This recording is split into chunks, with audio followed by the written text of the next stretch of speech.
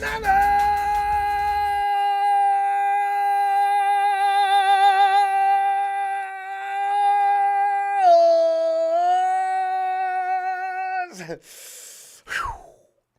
it's almost time. It's almost time tomorrow morning. You guys got to report back to camp. It's not like we're sitting here waiting for the season to get right to it. Draft coming up in another week. See, I always like to, this is what I'm talking about. Rams and Hawks, you don't understand this because the season's shorter for us than it is for you. You've had to sit back and watch us. And we didn't have to wait long before the season gets started again. So we can go back to that unfinished business. Yes, yes. But fam, tonight is one of those nights we're just finding things to get together about. And NFL.com did if teams in the NFL had to do it again, and then they went down a list of teams and did their thing. But Micah versus Lance, can you imagine if you had to do over again? Knowing what I guess you know what? They're going by hindsight, which is always 2020, right? But every year, when the draft do-over time comes, you can hear the slap of face palm and just pretty much all over the NFL. Oh, man. So some league analysts have submitted what they think we're thinking during the 2021 draft regarding the designation of picks to teams in the upper end of the totem pole. Tonight, we'll go to the phones for your take of NFL.com 49ers. Do you do over to see if you agree with what the network talking heads have to say about what could have been. Oh, and here's the thing. Now, Brock Purdy remains hopeful that he will return next season, or this upcoming season, and the Niners remain optimistic that he will return after suffering that tear. The ulnar collateral ligament in his right elbow during the NFCCG, of which we spent a lot of time in, and it don't come out right. Purdy's recovery timeline from his March 10th surgery to repair the injury put his return sometime in September, from somewhere between week 1 and week 4. Although that's just an estimate. It's the kind of thing that keeps the fans thinking, it depends on how you feel about Brock. He could be back a bit sooner or much later. It's all vague. There is no real timeline. The Niners will know more when Purdy resumes throwing in June, ramping up his workload over the following months. BP is now out of the brace he wore, so he doesn't look like RoboCop right now. He wore on his arm and plans to report to the Niners tomorrow morning, Monday morning, for the start of the team's offseason program. And while that brace is off, there's still some lingering doubt in Brock's mind as to whether he'll be available this season or not. There you go. So is it going to come down to the point where we say, well, it looks like Brock's not going to make it, so it's going to come down between Sam Darnold and Trey Lance, the heir apparent. Who's going to be the heir apparent? Gotta wait. Gotta wait till they get to go and have that contest. But NFL.com has 49ers going defense in 2021 NFL draft, the draft do-over. The question was, and now you like I said, when you get to the present versus the past, okay, it's easy to make this call, right? All right, did the 49ers make a mistake trading so much draft capital in 2021 to move up to select QB Trey Lance with the number 3 overall pick? Since then, Lance has started only 4 games. His 2022 campaign ended after he suffered a season-ending ankle injury. It looks like his starting job has been taken by last year's last overall pick, Brock Purdy. Lance could still turn things around. The Niners begin their offseason program tomorrow, as you know, and return to the practice field in May. T. Lance will be healthy for that and looks to prove his worth this offseason. As we've seen clips, Trey's making moves. He's making moves. That delivery looks a lot more solid. Okay, let's see what happens. The next question is, would San Francisco's brain trust make a different call if they had to do everything over? Adam Rank, it's not only Adam Rank, but Adam Rank of NFL Media examined the possibility, among others, in a recent feature for NFL.com, a 2021 NFL draft do-over Rank has QB Trevor Lawrence still going number 1 overall to the Jaguars. He has the Jets, who initially drafted quarterback Zach Wilson, taking Justin Fields. Fields actually went to Rank's favorite team, the Chicago Bears, with the number 11 draft pick overall. And that brings us to the Niners, who hoped they selected their quarterback of the future with the Lance addition. By the way, though, Rank started his draft with the picks that teams owned heading into the draft. So that means 49ers remain at the number 3 spot and not their pre-trade slot at number 12. Rank has a Niners selecting pass rusher, Micah Parsons, with the selection rather than going with Lance. So that's what I'm saying. With defense versus offense, 49ers go defense, they pick up Micah. Rank notes that the decision to add the inexperienced quarterback has, quote, not panned out, unquote. He could be premature. It may work out. Understanding that the first season as a starter was marred by an injury, Rank also wrote, quote, but I'm not giving San Francisco a quarterback here because the one I would take, Fields, is already gone. And because we can feel fairly confident they would have found a workable quarterback or two anyway, based on what the team accomplished with Jimmy Garoppolo and Brock Purdy over the past 2 seasons. So Parsons, a 2021 Defensive Rookie of the Year and a 2-time All-Pro makes most sense.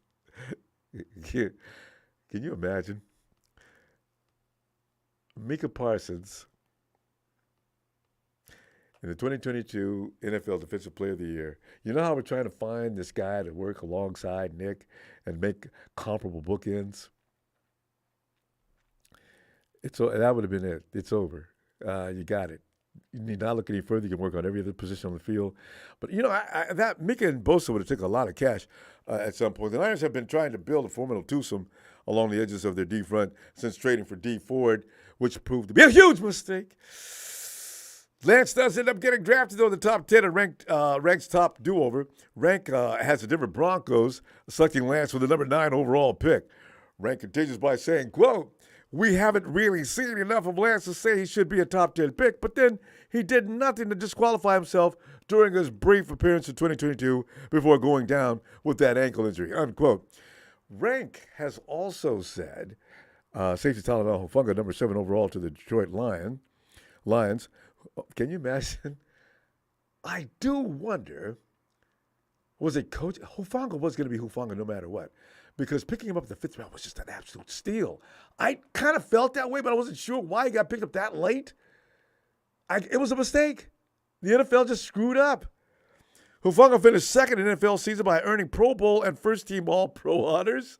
5th round pick. Guess he was definitely right about Mrs. Hufanga's baby boy. It should have been a first-round pick. Micah and Nick together, though, would that have been wild?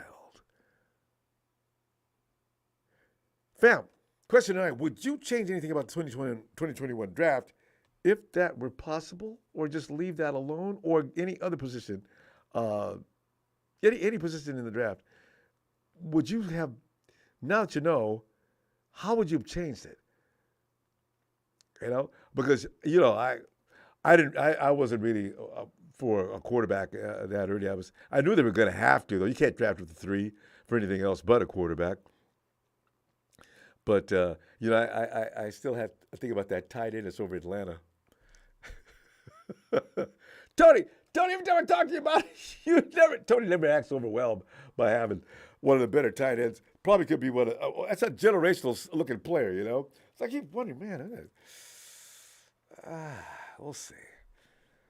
Because, Barack O'Neill says, hit that dislike for Rainbow Panda Express.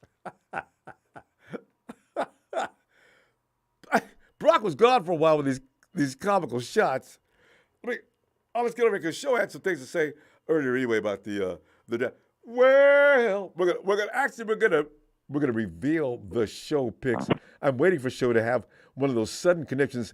Ronbo, I got one more change to make, and I promise this is it. Well, it's a big show. It's a big show on today. Show, come on in. What's going on, Ronbo? So it's just sitting around and looking at what maybe if you had some changes to make, would you make them now? Show, I just realized something. This is something that because you made some good picks last time. How many? Go ahead. Let me hear what you're thinking. Well, if I'm not mistaken, was Tom Brady still in the conversation before the 21 season began I mean, every at day. quarterback? Yeah. I mean, So I would have pulled the trigger on Tom Brady and gotten rid of Jimmy Garoppolo, obviously, and then that was the if year, we right? traded up to number That 3, they had that option yeah, and told Tom no. I think so. It was either 2020 or 2021, one of the two. I can't. But he was still in the conversation regardless because I don't think Tampa was gonna. I don't know if Tampa would re-sign him after 2021. So I don't know. I thought he was still. No, he wasn't in New England. He hadn't gotten to Tampa yet when the 49ers were trying to get him. He was in transit. I would have pulled. Yeah, I would have pulled the trigger on Tom Brady in 2021 when he was a free agent from Tampa, and then if we traded up to number 3, I would have drafted Jamar Chase for him. Jamar Chase will make any quarterback a star. That's true. All Tom had to do is float it up there. Chase is going to be out in front of the pack. Guys like Chase, Adams. These are true deep threat guys. So yeah.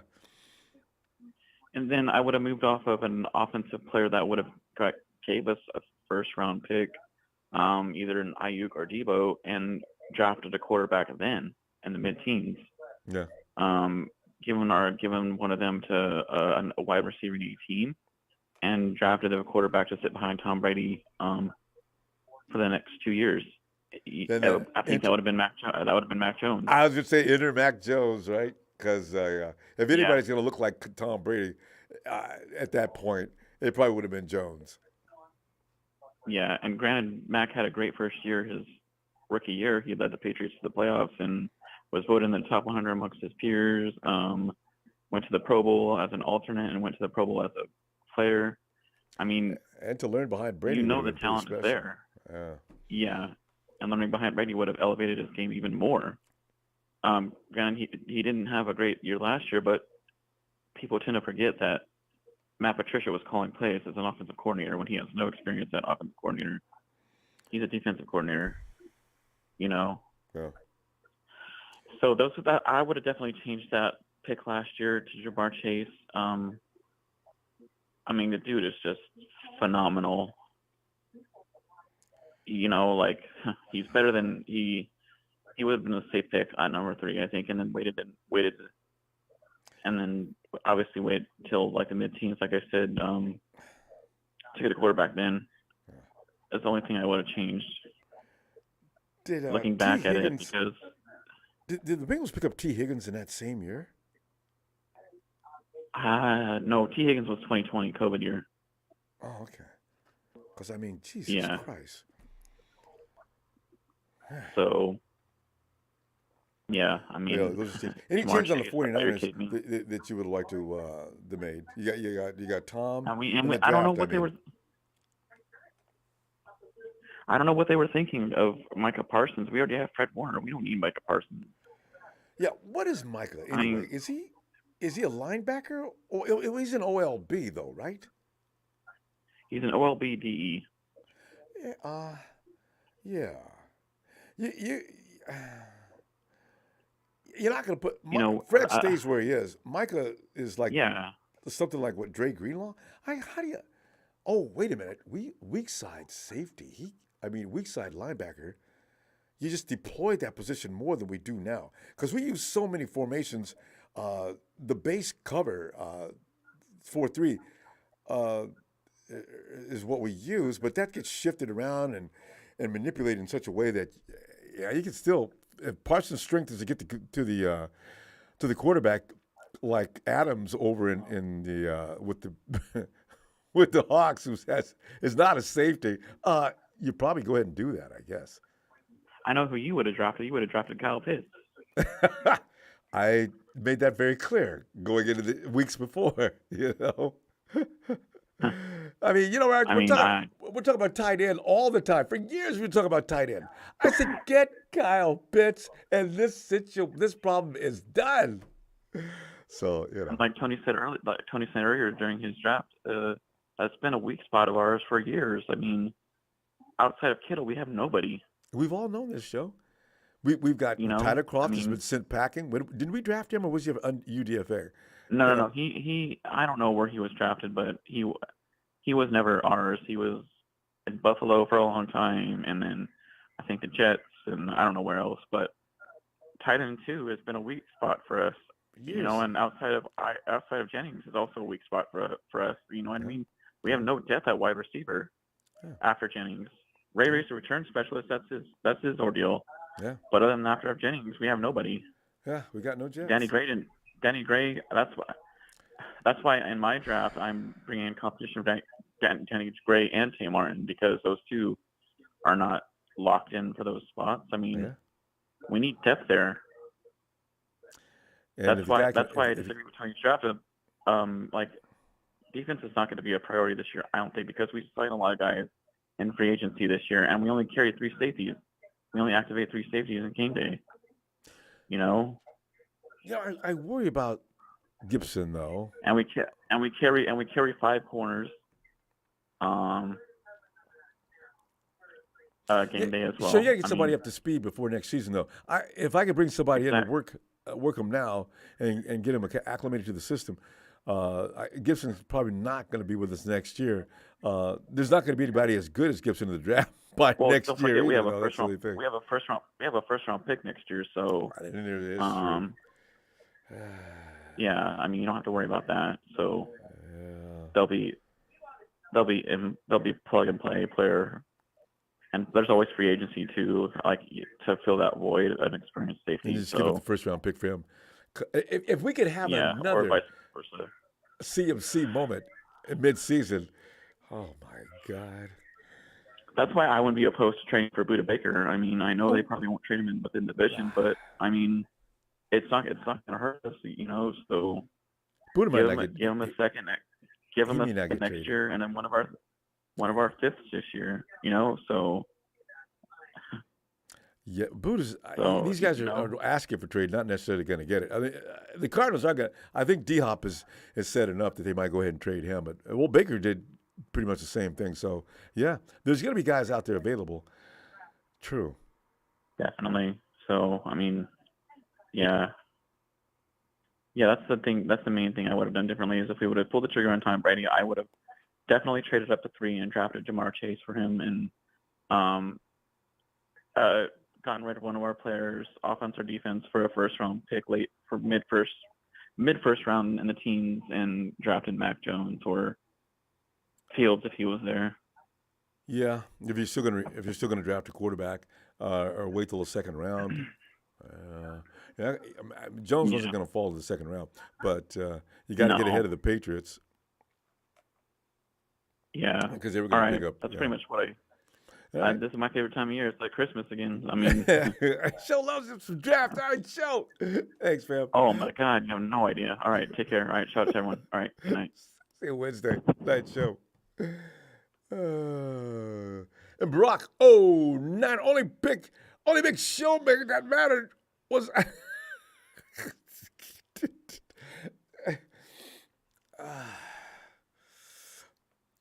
And chill. Phil. Hey, Ronbo.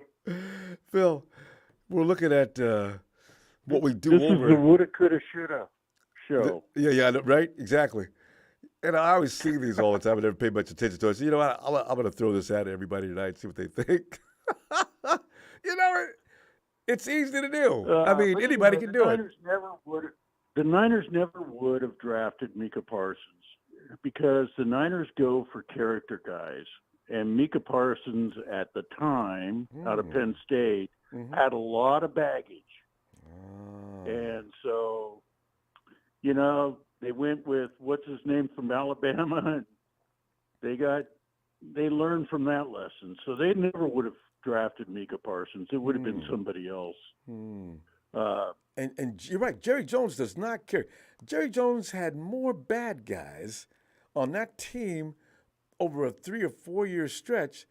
It was incredible. I mean, these guys were. I mean, they were just terrible, character wise. Yeah, it's either Jerry Jones or Pete Carroll, one of the two. Wasn't there one of the linesmen a murder suspect? Oh, what was that guy's name? Jerry picked him up anyway. Yeah. Probably, yeah. I know who you're talking about. But anyway, yeah, we would never have drafted Micah Parsons. And the other thing is, why are we saying Lance is a bust? Yeah, I think what they mean is Lance hasn't panned out or developed yet. There's no sign on him. He's not a bust. Lance is in that no zone. Didn't everybody know that Lance was going to be a project with the amount of games he's played in college? And now, with the amount of games he's played in the pro level. Yeah, well, he's still a project, but he's better than some of these quarterbacks that they're talking about going in the first round this year in the draft. Isn't it? It's crazy. So I don't know. I just we have the team we have. I like our team. I don't like these mock drafts because they're never close. Because some of them are. Every now and then, some people hit. Yeah, it's like playing the lottery. Yeah. If you get 2 out of 3 in the entire draft, you did real well. Yeah, exactly. But I just basically focus on position, and I know, we're probably going to get an edge, offensive tackle, tight end, safety, maybe a corner, quarterback, kicker, those guys. When we get them, I don't know. Does Ambry Thomas, as Tony pointed out, do we say goodbye to Ambry Thomas? Wasn't he a second-round pick? That's the whole thing, though. I think we've got bigger needs than saying goodbye to Ambry Thomas. Yeah. Like Big Joe is right. We need a tight end. Definitely need someone to match up with George. And to go to a 2 tight end set, the guys we have, Dwelly and Warner, no, they're not a threat. No. So, we need somebody that's a threat. It's a deep tight end class, and I'm almost positive we're going to draft a tight end. Oh, I would. I'd bet the farm too. Gotta.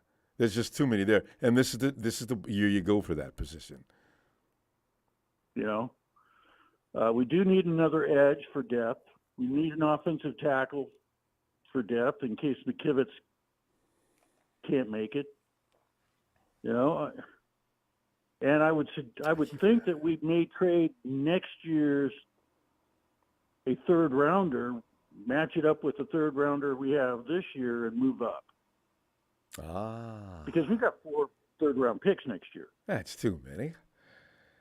No. And the other thing is we're not going to pick 11 picks this year. Yeah, we're going to trade some of these draft picks. Yeah. We don't need 11. You got, because there's a point in getting all those kids over there just to cut them.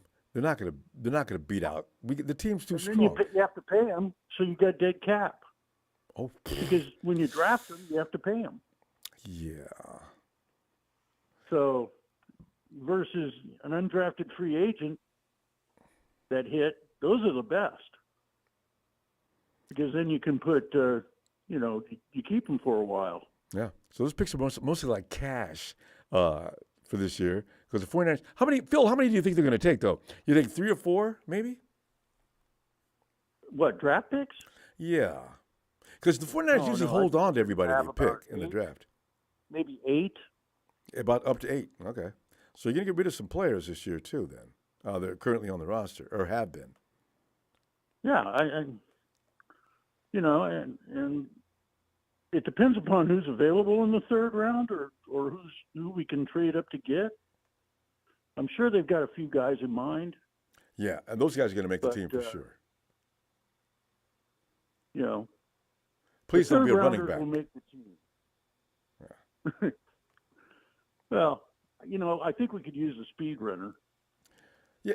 Well, somebody very fast and can get on the outside. yeah, but yeah, that's always exciting for me too, Phil. I know what you mean. Once I see that guy turn that corner, I mean, Elijah Mitchell did that when he first came, and I was so excited because we had just lost Mostert, and I thought those days of excitement. Matty B's already gone. We've got nobody like that. If they pick up another guy like that, I love those electrifying. Whoa, whoa, whoa, whoa, whoa! He's gone. Yeah, I love doing. I think the outside zone. We lost a little bit of that, and McCaffrey's not that kind of back. No. He's more a run one way and cut back. Yeah, and get about 8 or 9, 10, 11 yards.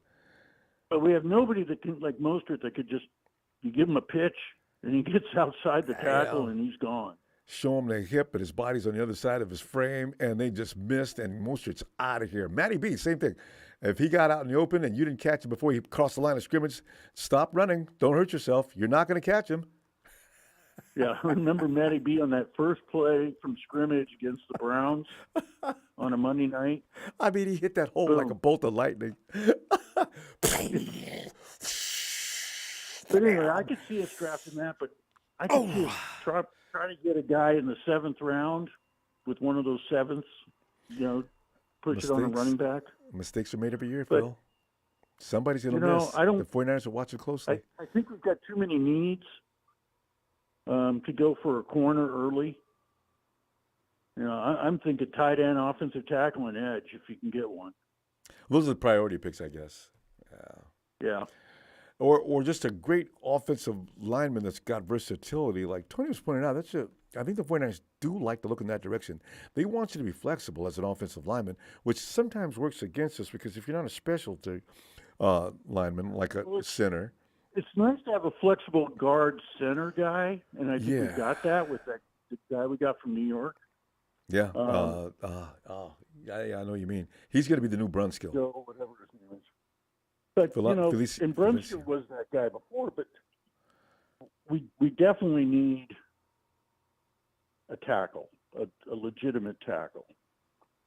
And so next year, Phil, you're going to be up higher in the round. You get a second round. Use that second round pick for the tackle you're talking about, most likely. And if there's really a beast in the first round, you go ahead and get left tackles go early in the draft, first rounders. God, yes. But the right tackle may slip to the second and third round. So, you get a guy to back up McKivitz in case McKivitz doesn't pan out. So, or he gets hurt because McKivitz is good at protecting, but his run blocking is suspect. And, in Kyle Shanahan's offensive system, this is why Mike McGlinchey was not considered a bad ball player because Michael McGlinchey was a road grader, if nothing else. So, yeah. Well, that's why he got paid. Mm-hmm. So, anyway, Ronbo. Yeah, I don't think we would have drafted Micah Parsons. He doesn't even fit our scheme. Yeah. He's more an Alden Smith. In more ways than one from where you're talking. In more ways than one. Absolutely. Alden's sitting in jail right now, even as we speak. Jesus Christ. Yeah. All right. Phil. We're a 4-3 defense, and we got Nick, and hopefully Jackson works out. Yeah, well, he's working on it. We'll see. And people already said Javon Kinlaw is a waste of time, but Javon Kinlaw is looking like, the guy is chiseled. Can you imagine? Big as he is and chiseled. If his knee would just hold up for him, Phil. I'm holding out hope that he'll be fine. He doesn't have to be the starter. Yeah, he doesn't have to, yeah. He doesn't have to be the starter. He's going to come in the fresh guys. He's going to come in to give Javon a breath or Armstead. Javon's coming in for Javon. Can you imagine? Javon and Javon. And Javon comes in and opposes his will. Yeah. And Javon plays a lot of snaps anyway, so yeah. The guy plays a lot. So we're going to find out. It's going to be hard to take him out. Yeah. Well. But anyway, Ronbo, I'll let you go. All right. But Micah Parsons isn't a scheme fit and isn't a character fit. So all right. I didn't know this about Micah. I didn't know he was not a good citizen. So yeah, okay. All right, Phil. All right, Ronbo. We'll see you Wednesday. All right, Phil. Okay. All right. Later. It was Phil. I didn't know Micah Parsons had issues with the police. Here's the leader of the Dragon Clan. He is Papa Dragon. Pop! What's going on, Ronbo? How Pop, you I'm feeling? looking, these NFL talking heads just like us sitting around finding things to do. And Adam Rank says, yes, I didn't see the 49ers drafting. If they were going to draft up that far, I had them picking up Micah Parsons. I had to laugh. I said, I got to run this by people. Micah Parsons, are you serious? It was not the number 3 pick anyway. What? No, Pop, what are you thinking? that was almost as ridiculous as you saying trade all those picks and get a tight end. I like Pitts just made me crazy. I said, look at this. I watched this college film. I said, damn, that's not a tight end. That's a big wide receiver. So yeah, I've been worse though, Pop. I picked CMC years ago too, first round pick. Right. Yeah. The only time that I've ever seen a team trade multiple picks for a non-quarterback was for Ricky Williams. And the Saints traded their entire draft for one player. Then Ricky Williams wore a wedding dress standing next to Mike Ditka on the cover of Sports Illustrated the following week. I remember that. Yes. Freaked me out. It's, oh, no. Why did he do that? And you flash forward to today, and you can't even say the word gamosexual anymore. No. I don't know who's a man and who's a woman. Them, they, us, them. I just, I'm old.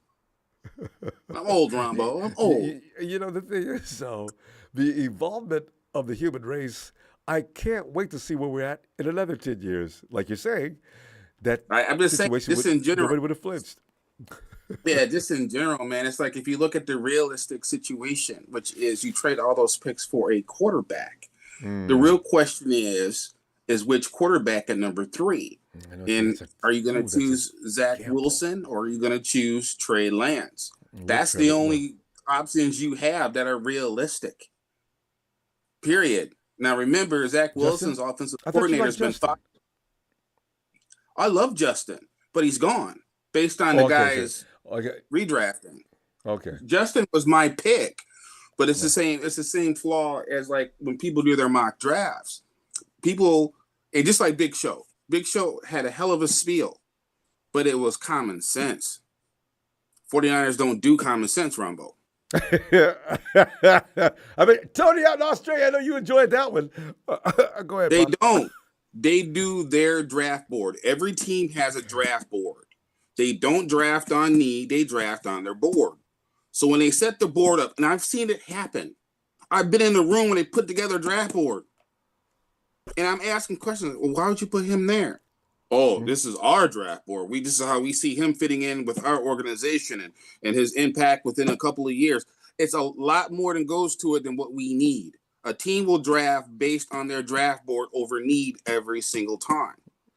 Now, if Pop, would you say they all do that? I mean, because I'm trying to understand when was the last time a team was fully stacked and they just grabbed another player that's just the best player available. I mean, how many teams do BPA? That's happened before. It's happened before. It has happened before where teams had like a lot of really, really good players, and then they pick someone that you felt like, what did they draft him for? Mm-hmm. It happens all the time. You draft the best player that's available based on your draft board. Now, remember, that's based on your draft board, not based on Kuiper's draft board, not based on my draft board. Mm-hmm. It's based on the team's draft board. So you have to think like the team. Right. The 49ers skew their entire concept of their team is based on defense and the depth of defense. Mm-hmm. And one of the reasons why a lot of these reporters right now are putting the 49ers roster in between like the 10th best and 15th best is because we lost a lot of depth on defense. Mm-hmm. And we also lost our right tackle, right? Mm-hmm. Like, for example, we know for a fact that the 49ers like McKivitz. They like that dude. Yeah. 49ers like that. He's going to get the first shot. He's going to have to literally shoot himself in both feet to not get the job, right? It's the same thing with Brock Purdy. They like Brock Purdy, but even Brock Purdy just recently said, I don't even know if I'm going to play next year. I know, right? He said that. He said that. I just read that a little while ago. I said, why, Brock? Why are you talking like this? Because he's a smart kid. Okay, he comes into the NFL already a millionaire. He knows he's got a lot of years in front of him. Why ruin his career now if he's not 100%? It's like a boxer. Do you go into a fight if you're not 100%? And you're the champion? No, you postpone it. Money Mayweather never did. Yeah, yeah. Exactly. If I'm Brock Purdy, I'm already a millionaire before I even get to the NFL. I already know everybody likes me. Everybody, I'm influencing a draft right now. I'm going to wait till I'm 100%. And according to Nick Mullins, it took him a full year. So it's like I was explaining to you, when I broke my wrist on my shooting arm, okay, jump shot was gone for years. Yeah. Oh. For years. Yeah, I have a tendonitis in the left elbow right now. Yeah. And I've had that off and on for years. Matthew Stafford has all kinds of tendonitis issues in his elbow. And he's had it for years. So it's one of those things that, you want to come back and be fully healthy, before you say anything. So the reality is that John Lynch, Kyle Shanahan don't know how to evaluate quarterbacks, and they don't know how to prepare quarterbacks. For God's sakes, John Lynch's Super Bowl winning quarterback was Rob Johnson. Who the hell is that? As soon as you say his name, I say, who is Rob Johnson? That's the point I'm trying to make. They are looking for Rob Johnson or Brock Purdy's. That's what they're looking for right now. No, I know. They have clear. That's how they're going to move off. Money. Yeah, they've moved off of Trey Lance, whether it's, I don't know if it's motivational tactics or if they've really done, I don't know. I'm not there. But I can tell you this. One of the reasons why I do very well with my mock drafts is I try to think like the 49ers. If I think like me, we wouldn't have drafted Trey Lance. We would have drafted, what's his name? The kid. Yeah, we Justin Fields. That's who I liked. But I had to think like the 49ers. And when I thought like that, then if you're not going to take Micah Parsons because of character issues, then you're not going to take Mac Jones because of character issues. As soon as they would have sat down with Mac Jones. DUI. I had forgot about that. Yeah, as soon as you would have sat down to Mac Jones and start asking him questions about them stupid videos he's got out there trying to act like a little pimp, and why did you show up to your pro day with woman hips? All that stuff, New England, the coaches can't criticize Mac Jones. They're not allowed to criticize him because he goes into the tank. What the hell is Mike Shanahan going to do with that? What? So when I see Mac Jones on this quote-unquote redraft, he falls all the way to number 32, which in my opinion is about right. And he would have been behind Tom Brady in Tampa Bay. Now, why didn't we get Tom Brady? Did we misevaluate him? More than likely, but I'll tell you why I think. Because Tom Brady has a brain on his shoulders. He will sit there and bump heads with Shanahan all day. All day. And twice in the evening. And they'll be calling him in the middle of the night. Coach, listen, I don't want to fight with you, but I want you to know this. I'm here to win. And whatever I can do to help this team win, I'm hoping you'll allow that. Right. Why don't we talk tomorrow, Tom? And that's going to be that would be, they may be doing that every day. Oh.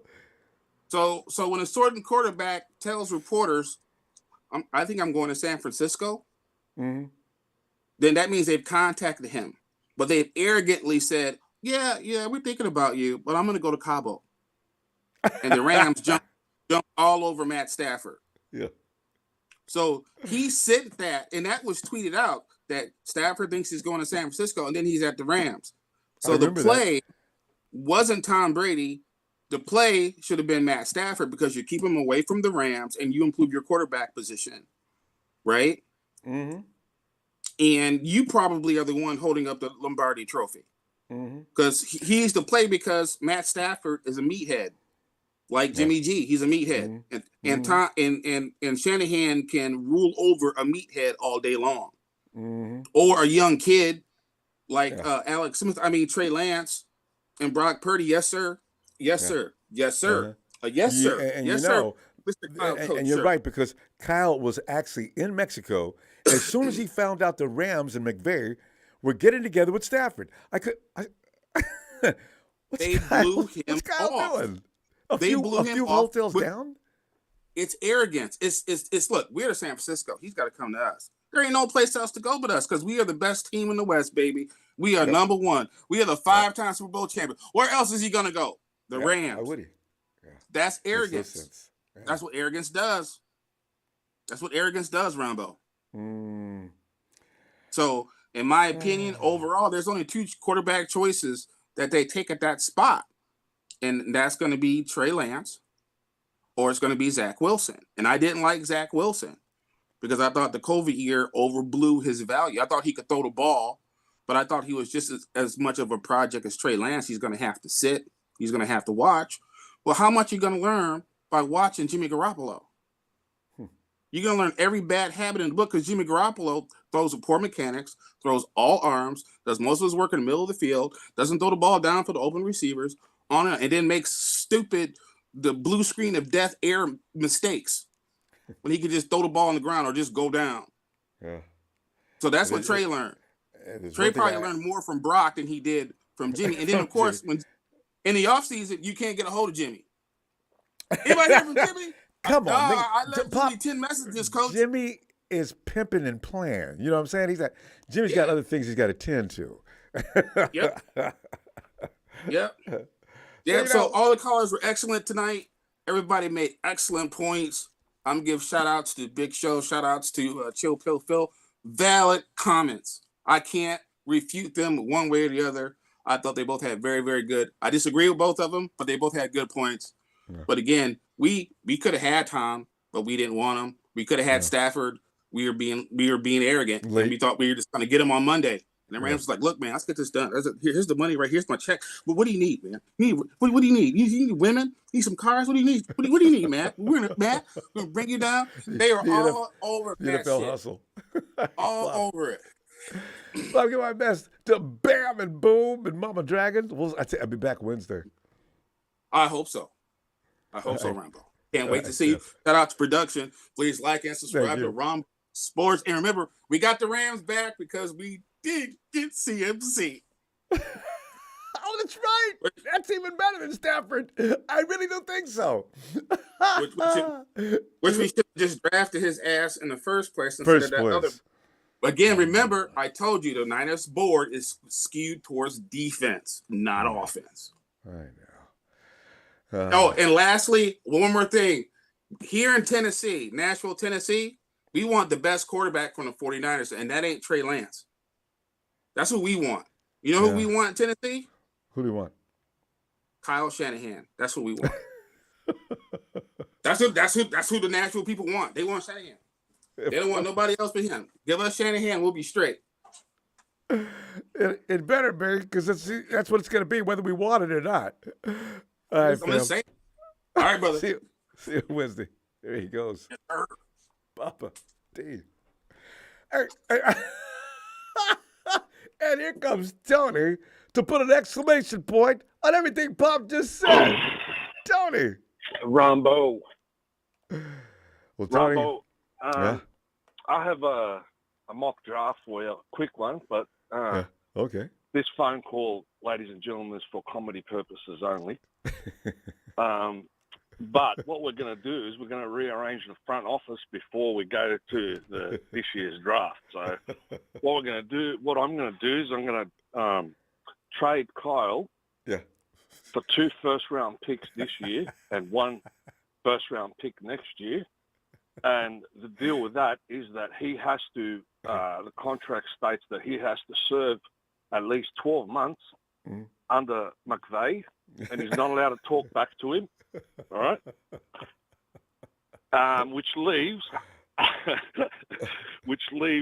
Wilkes to take up the coaching job with a little bit of John Lynch's advice.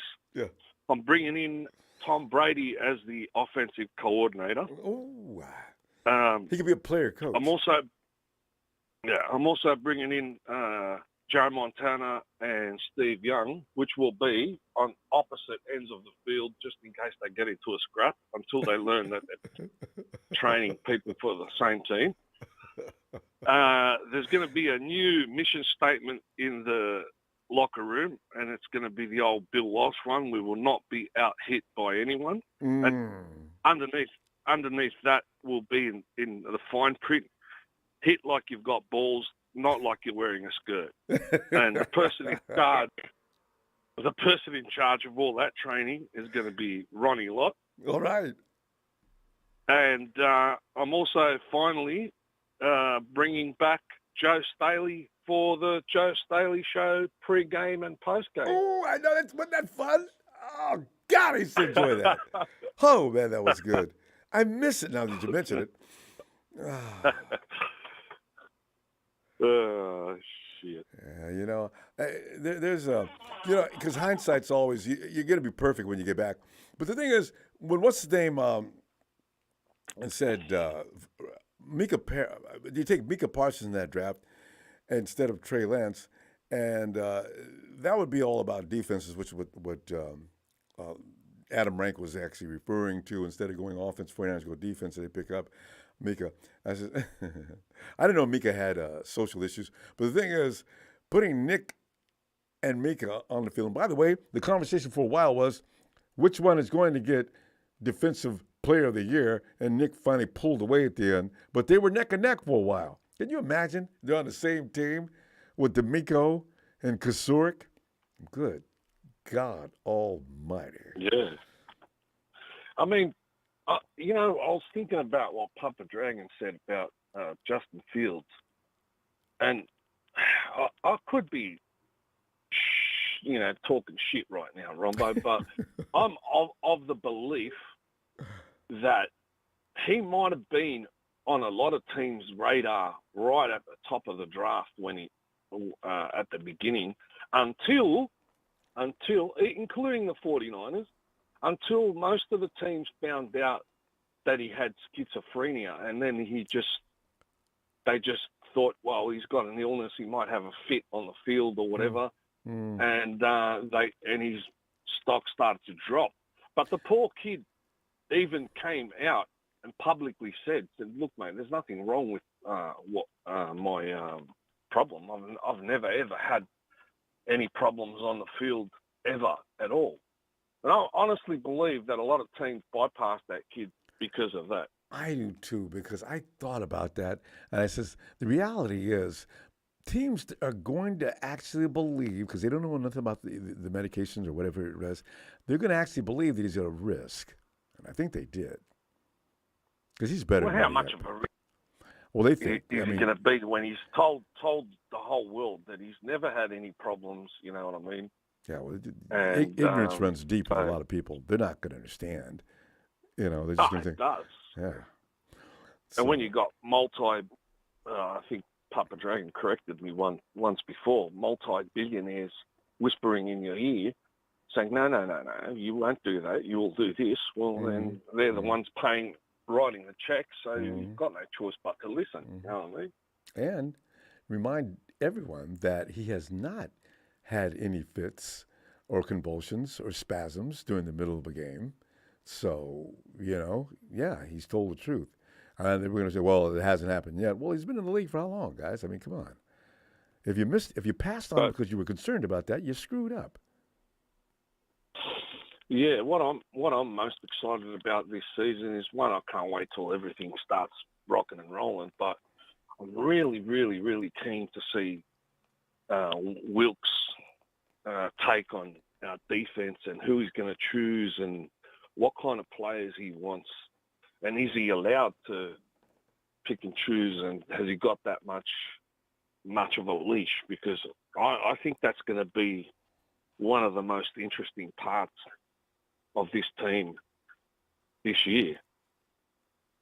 They're going to want his input on picking up cornerbacks and defensive backs. I'm pretty sure. Otherwise, you're wasted. If anybody Wilkes can recognize talent, that's what he does. He's a secondary guy. Well, that's what I'm saying. But I just can't wait just to see how he's going to put it all together and how all the boys in the locker room are going to react. And I think That's he's yet to going be to. seen.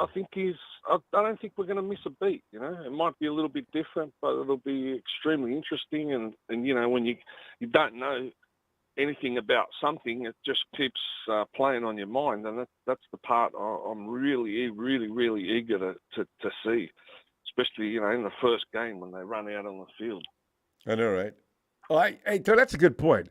What are the 49ers going to look like when you got that coaching changes like you have? I mean, for D'Amico, those guys would have ran through a brick wall. Wilkes, I don't know what kind of impact he's going to have on them. They realize that they're going to have to play. God, I can't wait to see what that looks like. The locker room in general is already shifting a degree, so we'll see what happens. So, yeah, I think they're going to do the same thing for him as well. It's just how they're going to adapt to, you know, slight, small little adjustments that he's going to make, and he wants. You know, maybe he's not like Kyle. He'll welcome some input from his players as well. This is why I cannot wait to see what Jimmy G looks like with the Raiders. You know, that little rebellious move he made this year, saying, "Yeah, every now and then it's good to just play football." Okay, Jimmy. I had said in the back of my mind. That's it for your ass, because you know, like you're saying, Kyle. What? And then of course they asked Kyle later. Kyle, do you have any reaction to what Jimmy said? What did he say? Blah blah blah blah. I didn't hear that. Yeah, you did. Kyle's so good at playing that role.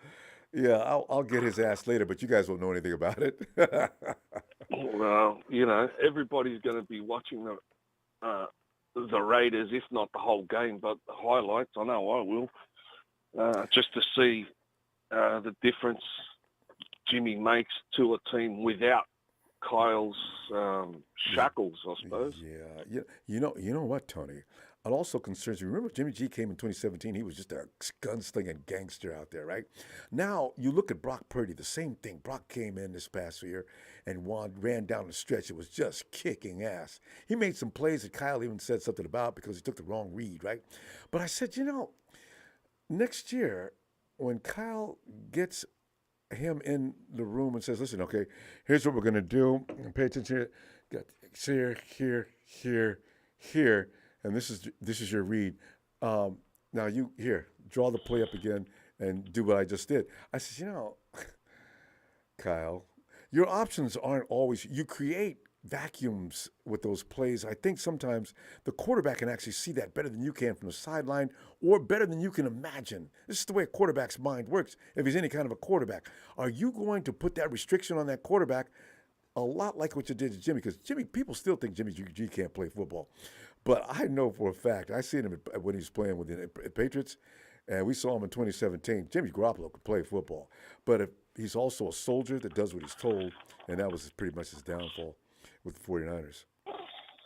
Well, I think the biggest major point of 2017, Ronbo, with Jimmy, if people can be bothered to go back and look at it, I think they would be pleasantly surprised, is that he could sense danger coming at him from all areas of the pocket, and he didn't even look at it. He didn't even look at him. He felt their presence. Right? He just knew where they were coming from, and he would escape. And then straight after those 5 wins in a row, Kyle put the restrictor plates on him and forced him to stand in the pocket, you know, take the hit, or, you know, look after the football, or whatever the case. I don't know what the conversation was. But he was never the same under Kyle. That's Kyle's football. After that. Stand in that pocket. Yeah. Kyle's philosophy is there's always somebody open on my offense. And if I'm a betting man, I'm under the same thing as you said. I would love to have been a fly on the wall. And I reckon Jimmy said to Brock Purdy, and maybe to Lance too, say, listen, man, you want to have a career in this football team, don't listen to that bloke, mate. Just do what you got to do, hit the receiver, and go from there. If you win the game, there's nothing he can do to you. You know what I mean? He's not going to come out live on a press conference and rubbish the crap out of you if you won. Especially because it'll make him look bad. Yeah, henceforth, Brock Purdy, 30 points a game. So I'm thinking Jimmy must have whispered a little bit in his ear. I'm hoping, you know. Yeah, I think he did because Brock talked about Jimmy a few times. You could tell he did like him. So anyway, because you know what it's like, Ronbo, in this world when they get up on that podium, they're too scared to tell the truth. Better not. Just the fear of the backlash. Yeah, Tony, did you ever see that movie, The Organization? Or I think there was. You know, the NFL, they govern their own. I sometimes wonder if they, you know, I guess my imagination might have went too far. I think the threat sometime of going, Colin Kaepernick hasn't been back to football since the owners it got out that every last owner in the league hated Kaepernick because he was affecting revenue, right? And I said, damn. But when he got kicked out, or when he left, I didn't know he would never be allowed back in. Colin Kaepernick's blackball is, in a pun not intended, but I mean, the thing is, he will not be allowed back in the NFL. Well, Cap was standing up for police brutality, right? Yeah, political reasons, he got exactly. blackballed. Then the stupid part of that whole scenario is look what happened with George Floyd. The whole country was on fire. Yeah. So it was all right for that, but it wasn't all right for this guy to politically just take a stance, in sport. No, you're affecting revenue. And people were actually being asked about that. They said, now I'm going to watch a game. If I see one player go down on his knee, I'm not going to watch. And, I says, damn, okay, you guys, I don't know. This is America. Well, I'll tell you who's going to affect the revenue, Ronbo. If Kyle Shanahan loses one more Super Bowl, the Empire's just going to start boycotting the stadium, and Jed will be forced to make another decision. Especially if they get kicked out of the NFCCG again. So, Anyway, Tony, great stuff. I'll be back Wednesday, and I'll be looking for you as usual. I always love your input. It's good to have a laugh, brother. Oh, always. All right. Shout out to everybody, Papa Dragon, Big Show, everybody else, the Empire, and see you in the next chapter. Looking forward. Cheers, Tony. Cheers, mate. And let's go check out it's Levi. What's up, Ronbo? What is going on? Levi, we're just looking back and seeing if we would turn the page back 2-3 pages. This is 2023, 24, yeah. And would we have made the same draft picks as we did with the 49ers? Could they have been better off making another pick? Or do you like the picks that we made and you're going to wait and ride this out? What are you thinking? We're talking about the Trey Lance pick or just all? Yeah, that particular year, 2021. Yeah, 2021. You want to go to another year, it's fine, but 2021 is a year was spotlighting because Micah Parsons was also available, and the 49ers, some analysts think the 49ers should have went defense that year, but we went defense every year before that. So I don't know why, but what are your thinkings? I don't think Micah Parsons would have made a difference on our team. So. All right. I don't know how we would have used him. I know he was a linebacker going in, and then they just kind of put him in edge rushers because they were lacking in edge rushers. I guess maybe we didn't have like a consistent edge rusher at the time, so maybe. I don't know. We still owe D Ford a lot of money. Well, we're still paying D Ford. The thing is, did the 49ers have feelings thinking that D might come back? I think they did until the very last. Okay, GB Bull, I'm sorry. Micah. Some people are really something about pronunciations. Everybody knows I'm talking about it. Otherwise, you would have made that notation. But go ahead. I'm not a draft person, so I don't know who else we would have took in other than Trey Lance. I knew those are quarterback was a strong consideration. And, I definitely put Trey Lance over Matt Jones. Trevor Lawrence won on the table. So, I mean, I don't know what to think. I didn't know what to think about Justin Fields. I'm still unsure about Justin Fields. In what way? Because he's been hurt too. So, I mean, he played for us. I mean, what do we think is going to be different? Is he going to be hurt too? Wait a minute. I think I remember you're right. Justin Fields has been hurt a couple of times, hasn't he? He sure hurt. I mean, yeah. So I mean, What's the longest stretch he got taken out of a game? This is like only a couple games. He had.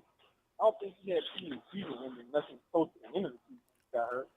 He's been hurt too. Yeah. I mean, our offensive line is probably a lot better than the Bears, so maybe. You know, people aren't confident in Kyle Shanahan's quarterback development system. So if they don't get a chance to develop before they get knocked out. You know? I mean, I think most people would say that Kyle's best feature is play calling. Yeah, and that's what he's always gotten credit for. While Brock Purdy and Jimmy Garoppolo had their good years, from what I can tell from them, is they had Kyle Shanahan's play calling without Kyle Shanahan's play thinking. Now, I want you to do this, this, and this. I want you to do this as that play. But in those things, there was no time to teach him that. You just say, okay, I'm going to give you a play, find an open person, make something happen. And then, they play great. Yeah. I think that's most people thinking that Kyle Shanahan, he gets in his own way. No, yeah. He's got a structured offense. I can't completely disagree with that. Like when Kyle Shanahan just calls the play, okay, I'm going to give you the play. I need you to make something great happen. Okay, coach, got you. That's why he said, hey, man, I'm doing great because Kyle Shanahan, his plays are great. Yeah. But if he handcuffs you into a play, say, hey, man, you got to do this play so it can set up this. Like, if you don't make this play, it's not going to set up this. And then I got that's when you see Kyle Shanahan rolling through that playbook because the play didn't work. And Eli, have you ever seen Kyle on the sideline when some play got mixed? You ever see him throw that little fit that he throws because something wasn't done as drawn up? Every now and then the camera catches him doing that. I always laugh. Whoop, I guess that wasn't right. Kyle believes in what he does, and he's had a whole lot of success doing so. So that's why at this point he's got that kind of mentality. Listen, do as I'm going to lead you to the place. All you got to do is get it. I got this light out this way, and this way. If this happens, A happens, B is going to cause this, and C, and there's your shot right there. And that time George Kittle came back and said, Coach told me where to go, and he said I'd pick up 40 yards. He was right. I got exactly 40 yards. I said, See, that's why Kyle doesn't want to argue with anybody. Well, another part is one thing Kyle can't help is players drop the pass that's supposed to set things up. Throw the ball to the player drops the ball, and then everything goes down here. And then Kyle Shanahan flipping through the pages trying to figure out what to do next. Or they don't make the spot they're supposed to go through, and a quarterback throws into that spot. And this is something I've always had a problem with. I said, if it's a short route, okay, but you got to be careful about throwing into those spots. What if a guy can't fight through coverage? It's just risky. We're going to continue to see picks, whether it's Jimmy or anybody else. I got a question, though. Is Papa Dragon, is he working like the NFL or sports room or something? Yeah, he was involved with league personnel. Was he for the 49ers or just no, for the Niners? Team? I don't know. I've never asked Papa about which teams he was affiliated with. We'll find out later. I know he talks about a lot of backroom stuff, so I'm thinking he must actually have a lot and he still got friends that he gets news from or things from too as well. Oh, okay. So I figured he must be connected for him to make the comments he made. No, those are educated responses. Yeah, exactly. So. Yeah, he's one of the respectable 49 fans, whether you agree or disagree with what he has to say, because I guess he has more inside knowledge than all of us. Yeah. Yeah, he got better sources. He probably knows what he's doing a lot more than all of us. Probably. Or the average caller. I mean, he's been there. So, yeah. So, I mean. But yeah, we're and this year we're going to make some picks, and of course 2 years from now, it takes about 2 years for a draft pick to actually get to the position that you can evaluate whether he was worth whatever round he was picked in or whatever position he was picked in, right? And so people do that. Like, so 2021, this is that 2 year window you come back to, or 3 year window you come back to and say, well, you should have done this 2 years ago instead of what you did, and you'd have been better off. But like I said, it's easy to pick up afterward what you didn't do and what you should have done. So. Yeah, that's all we do. Like, hey, man, you should have did this play, and we would have worked out. Like, we don't know if it would have worked out any different. Like, people blame Cal for what he did in the Atlanta game on what he did. He said, man, he should have did the opposite. He should have ran the ball. So they stopped all the running plays he played. In fact, they did stop a couple of the running plays he played. Yeah. Now, there was some boring, generic running plays, which is why I said he should have had – I was calling for trick plays because the run play wasn't working as great as people seem to think. Yeah. Like, I was going to point that out, normally too. ran the ball. Yeah. If Cal Shanahan in that Super Bowl would have just ran the ball, they would have stopped it and would have got the ball back still. Yeah. I mean, they would have. That's why he was actually trying to get him off the line of scrimmage. But you know what? A short swing route to Debo. Debo was running that slant. Every time they ran it, pretty much he succeeded. And once he got the ball, the Chiefs really couldn't stop Debo. And they probably should have stuck with that as long as they could.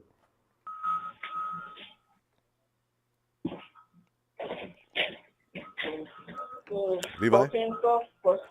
Yeah. Levi's at work. Yes. Levi, so getting back to the question, though, would you switch any picks? It seems that Adam Rank picking out Micah Parsons. I'm sorry, Micah. Let me just call him M. Parsons, okay, just to leave the pronunciation people leave me alone. But anyway, Parsons, do you go ahead and do you pick him over Trey, knowing what you know now? Would I pick them over Trey? I mean, knowing what we know it's now. It's kind of hard to say because, I mean, if I try to go back to my mind state back then, I wouldn't pick them back then. And if I'm just going to speak in retrospect, oh, yeah, pick him now. I mean, he's had way more of an impact than Trey Lance has. Yeah. But, I mean, we've already shown that we can't win with defense alone. I think that game against the Eagles proved no matter how good our defense is, you got to have some offense. A functional offense. The defense was doing good, but because the offense died, the defense had to play sloppy. They had to make extra plays. It was all rest. You saw how crazy they were trying to do something to win. And they got to be out there all day. They abandoned the principles of the game and was just trying to win. They were trying to win.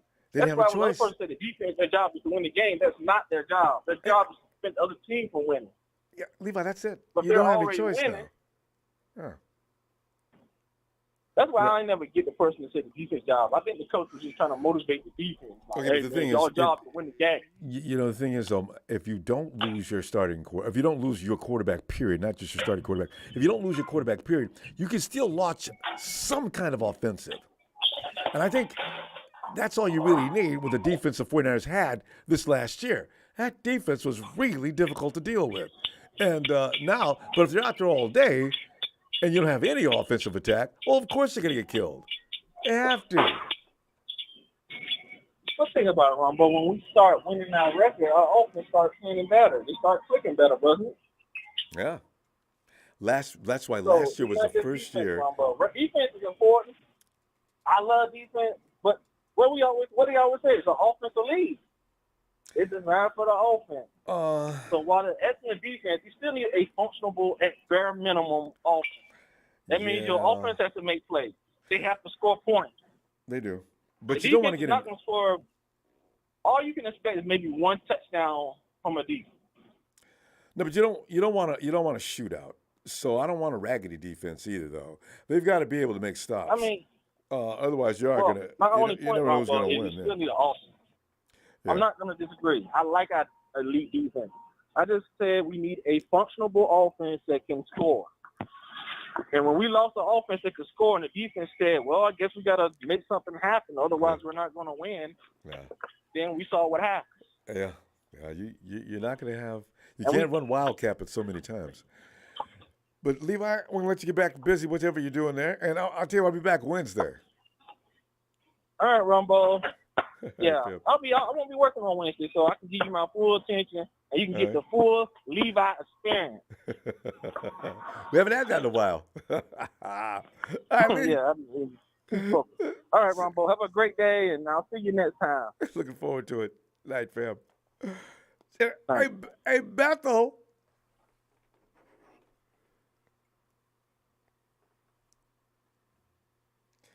Bethel's trying to get that door to close. I noticed.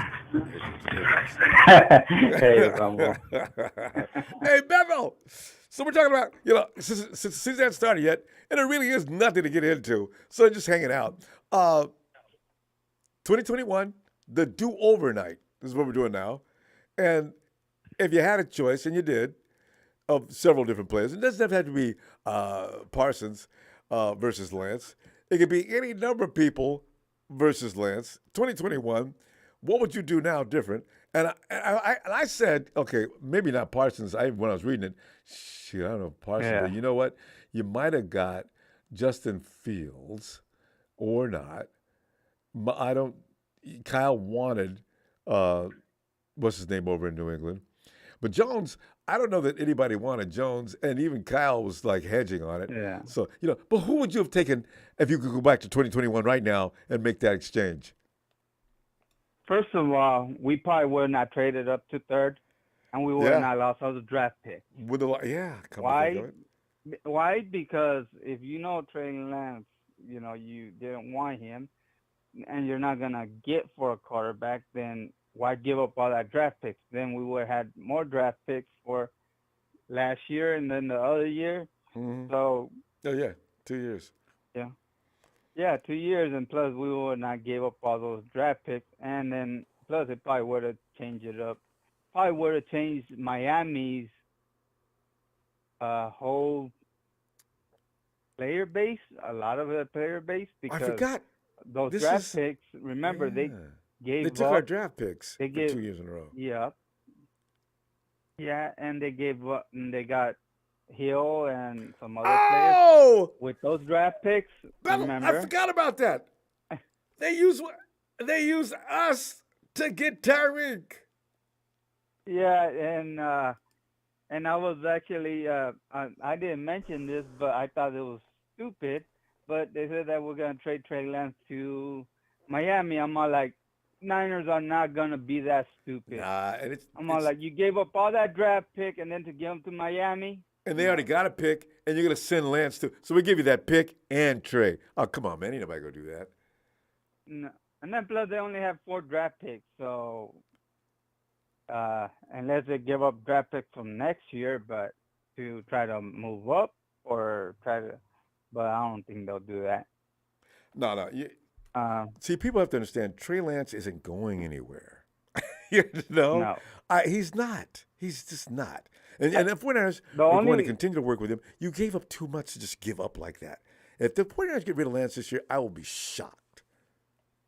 If they do give up on him and they do give him up, when I say that, I mean trade. It'll probably be for the second draft pick because that's what he's worth. And plus, that's if you want to move up to the second draft pick, you're going to get a lot of draft picks. Or number 2. Yeah. So that's another thing. And that's the only way I'll see it, unless the Texans really want him. They'll give up that second draft pick because they have another one, I think 11th, if I'm not mistaken. Yeah, the Texans should have more than one first-round pick. Yeah, they have 2. They have the 11th and they have the 2nd. So. Yeah, that's a fun thing about being butt cheeks all year long, all in first-round picks. We never did, though. Yeah. And we look like butt cheeks a bunch of the years. Bethel, do you remember us ever getting 2 first-round picks? No. We only had 1 first-round pick, but not 2. 2 and 14 with Chip Kelly, and we got 1 first-round pick? The only time was when we got when we traded Buckner for that 13th-round pick. That's probably the time that we had 2 first-round picks. Oh, we did have 2. We drafted Brandon Ayuk. Yeah. Oh, that's right. Only because we traded. Wait. Remember? Wait. We had to trade up to get the Ayuk in the first round. Yeah. Yeah, because Green Bay, I think, wanted him. But, I mean, the thing is, we just had imagine Javon Aaron Rodgers with Brandon Ayuk if the Green Bay would have got him. Imagine 1,000 yards every year. Yeah. If he would have been at Green Bay. I didn't know he was going to be that. Brandon Ayuk can run route. Oh, my God, he's good at that. Yeah, he can. So, he's the real deal. He really is a pure wide receiver, unlike Debo. Debo is something else, not necessarily a pure wide receiver. So, yeah. Yeah, and then I was hearing about that. Purdy might be out for the whole year. It depends on how he feels. He'll be okay. And I'm thinking if that's true, then that's the reason why maybe we got Sam Darnold and the way we did. So we have Trey Lance and him. We have a rookie and we have a veteran. So. And Kyle's already had a man crush on Darnold for years. Yeah. So, you got to have two quarterbacks. You're getting a third guy, too. Brock just got that thing taken off his arm, and he's probably, oh, Jesus Christ, that hurts. You know what? I don't know if this is going to get better before the season's over. Brock's feeling pain. He may, 2 or 3 weeks from now, it'll get stronger, and he'll stop crying. He's in crybaby mode right now. He'll be okay. Yeah, and then plus he has to think about his career. And, basically he has to think, he's thinking about the Niners, he's thinking about his career, because if he gets way better and then, say later, he starts practicing and starts, getting, start doing what he needs to do, if we ever need him for, later on, he'll be healthy, he'll be ready to go. Yeah. And then we'll have a good backup, if something happens to one of our quarterbacks. So, Bethel, I don't know. I've got this feeling we will not going to have Brock this year. Well, you know what? Because he's got 3 months to heal. Yeah. Well, basically 5 months, 6 months actually. 1, 2, yeah.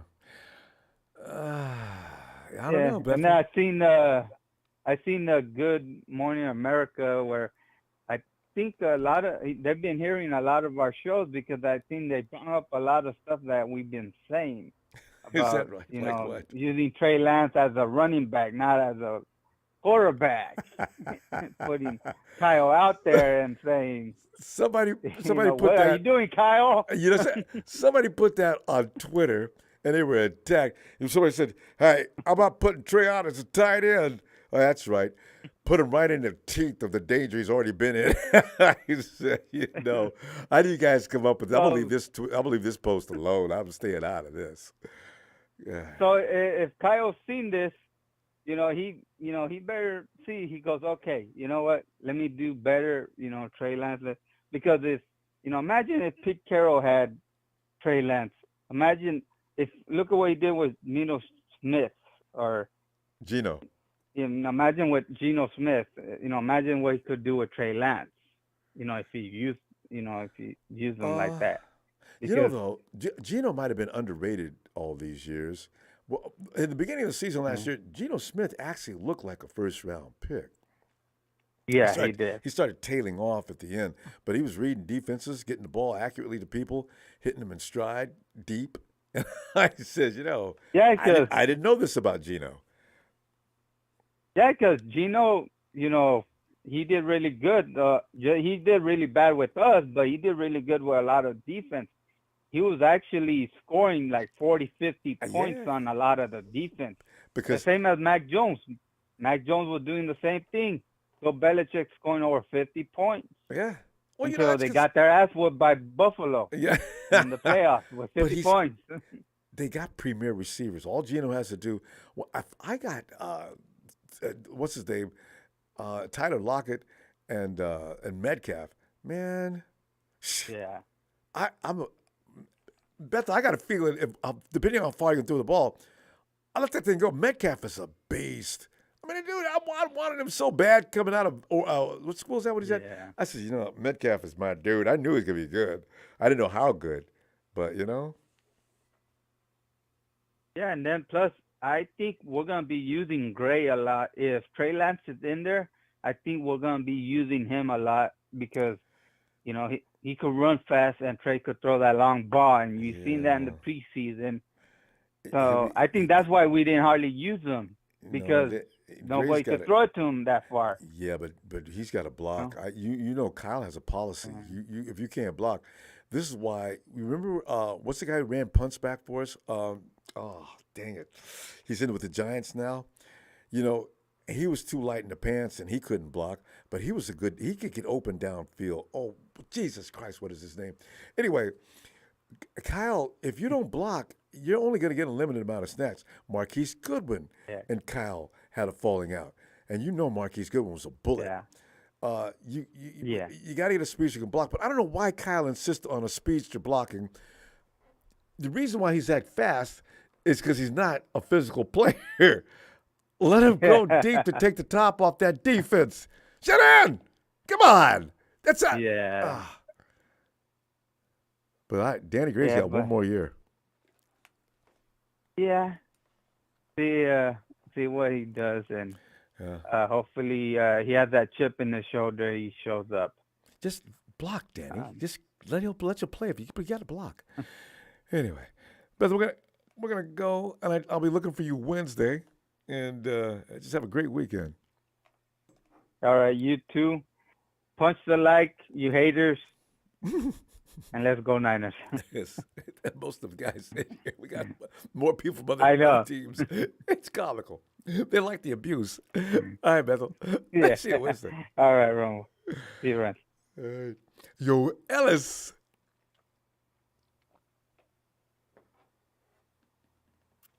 Ellis. Ron Bizzle. Ellis. What's up, family? Yeah, man, we're doing the do-over thing because, we got another week to go before we get some real football. And, NFL.com, they pull out, hey, it's time for If You Can Do It Over Again from 2021, the draft. So, they got my attention. I was reading down through, I was just skimming through it. I says, the 49ers should have went defense in that draft, knowing what we know now, and picked up Micah Parsons instead of Trey Lance, instead of giving up all those picks. I says, Micah Parsons and Nick Bosa on the same team. I just now found out from Phil, though, that Micah Parsons had a few issues with the police. And, so I says, really? Micah got into trouble? I forgot. I didn't even hear about that. So the 49ers wouldn't have picked him up because of character issues, most likely. But I thought it was pretty funny. Parsons and Bosa. And then I found out, now Parsons is mostly an OLB, so not necessarily would the 49ers been interested in him for that. Although I thought I heard some conversation about him because I didn't know nothing about him that year, but I heard his name a lot. So, yeah, I'm glad we got Trey. Yeah. Anyway, moving forward. He's not, Trey's not done yet. In fact, I'm looking forward to see what he looks like. Micah Parsons is go ahead, Ronbo. No, I'm saying I can't wait to see what he looks like this year in camp. But go ahead. Look, man, Micah Parsons is a great damn linebacker. He's a great player. But we need a quarterback. We need offense. We're trying to look for a future. If Micah Parsons can't fucking play quarterback, then I don't want to hear it. We're talking about the next 5 to 10 or more years that we're looking at right now. We're trying to get somebody that we can set in and we can keep for a while and not have to worry about and not have to, be going back and forth figuring out what the hell we're going to do at the quarterback position. But, if what I regret is us drafting Javon Kinlaw at number 13. I'll take Trey at number 3 all day, every day. Well, I would get what the hell is his name? That lineman, that offensive lineman that was out there and with the Bucks and stuff playing really good. I mean, there's plenty of other players we could have got. But mainly that tackle. I believe he's a tackle. Yeah, I know what you're talking about exactly. Just can't remember his name. Yeah. He's been great right out the gate. Somebody's going to put his name Plug in the chat. Play. Offensive lineman. Right away. So yeah. But that piggybacks off the DeForest Buckner debacle. Remember, that's the only reason why Javon got picked up. They picked the guy with the bad knees. They already knew he had knee tendonitis. I knew that shit was going to be a bad pick. We had some of our people here, Ronbo, that was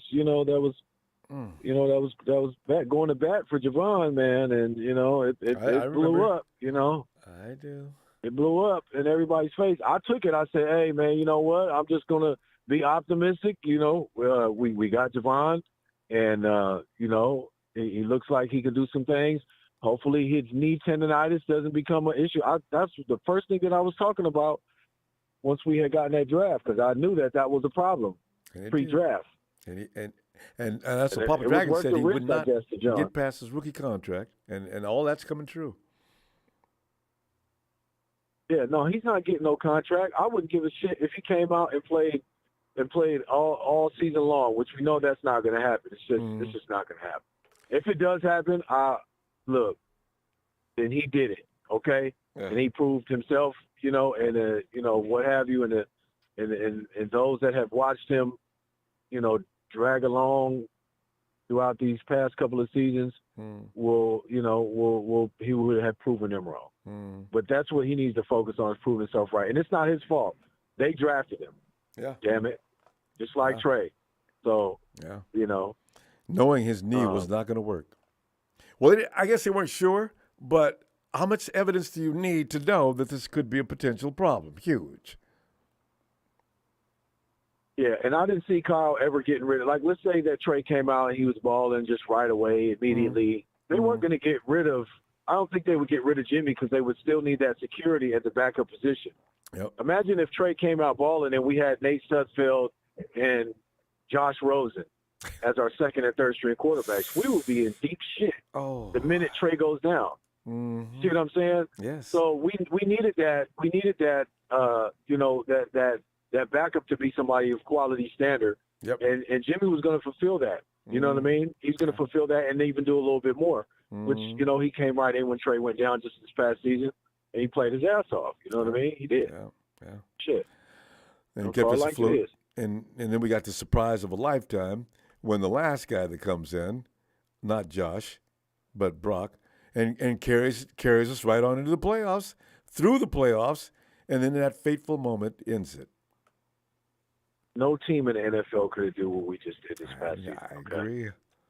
I agree. Let's put that. Let's set that in stone. Because it doesn't get enough respect. I got to appreciate that statement, fam. Really do. We got these haters running around up through the chat talking trash. Their team could never have pulled off what we pulled off this last year. Not a chance. Hey, you guys got killed in NFC CG again, huh? See, Rams, y'all don't understand. You guys, what you guys are doing, we understand what you're doing. You're crying in your beer because you look like crap, and you're going to continue to look like crap. And what do you do to make yourself feel better? Let's go take a shot at the 49ers, when really we think you're a joke. All right, go ahead. I'm through. Yeah, no, I'm with you. I'm with you all the way. And it's if Brock ends up not playing, for the season, I mean, it's good that he would be able to get that rest and get fully prepared, and he can come back, next season, probably better than he's ever, been in his life. That would be a great story for him. That would be a great thing that, that can come into fruition for him, that I'm hoping does, honestly. Because I would hate for, to see somebody come in like that and then go out and just never be the same again. That'd be a really, that would be a really messed up story. It'd be a tragedy. And and mental issues, because if he doesn't feel comfortable with that arm, if he thinks for one moment that he's not himself, he's not going to be able to play. Yeah. So it's going to take past September. I've got my mind fixed for it already. Or October, if he does come back at the earliest. Yeah. And Trey needs to settle in. These things, look, the universe has a hell of a way of making things happen. Yeah. Look, what happened to him yesterday, then what happened, then Jimmy comes in, Jimmy balls, Jimmy gets hurt, Brock comes in, Brock balls out, and then, it's weird how this stuff happens. So now if he's expecting not to play the 2023 season, then Trey's got the keys. Yeah. And he needs to still continue to go. He needs to continue to go. He needs to continue to – don't get comfortable. You should never be comfortable. You should always want to keep going, to the furthest extent that you can in order to, get prepared for this position, because it's not a cakewalk. He's coming into a really important – the most important position, the general of the field. This isn't – this ain't no regular type occupation. So I got high expectations of Trey and high hopes for him. So I'm hoping that he's able to, if things are able to come to fruition for him. And our team, and most it's probably importantly. what Papa Dragon said. I think he learned a lot by watching from where he was watching, because a lot of things, they're moving too fast for you when you come out of college. It's another level of humbling. Yeah. Between all of those different things, it's humbling.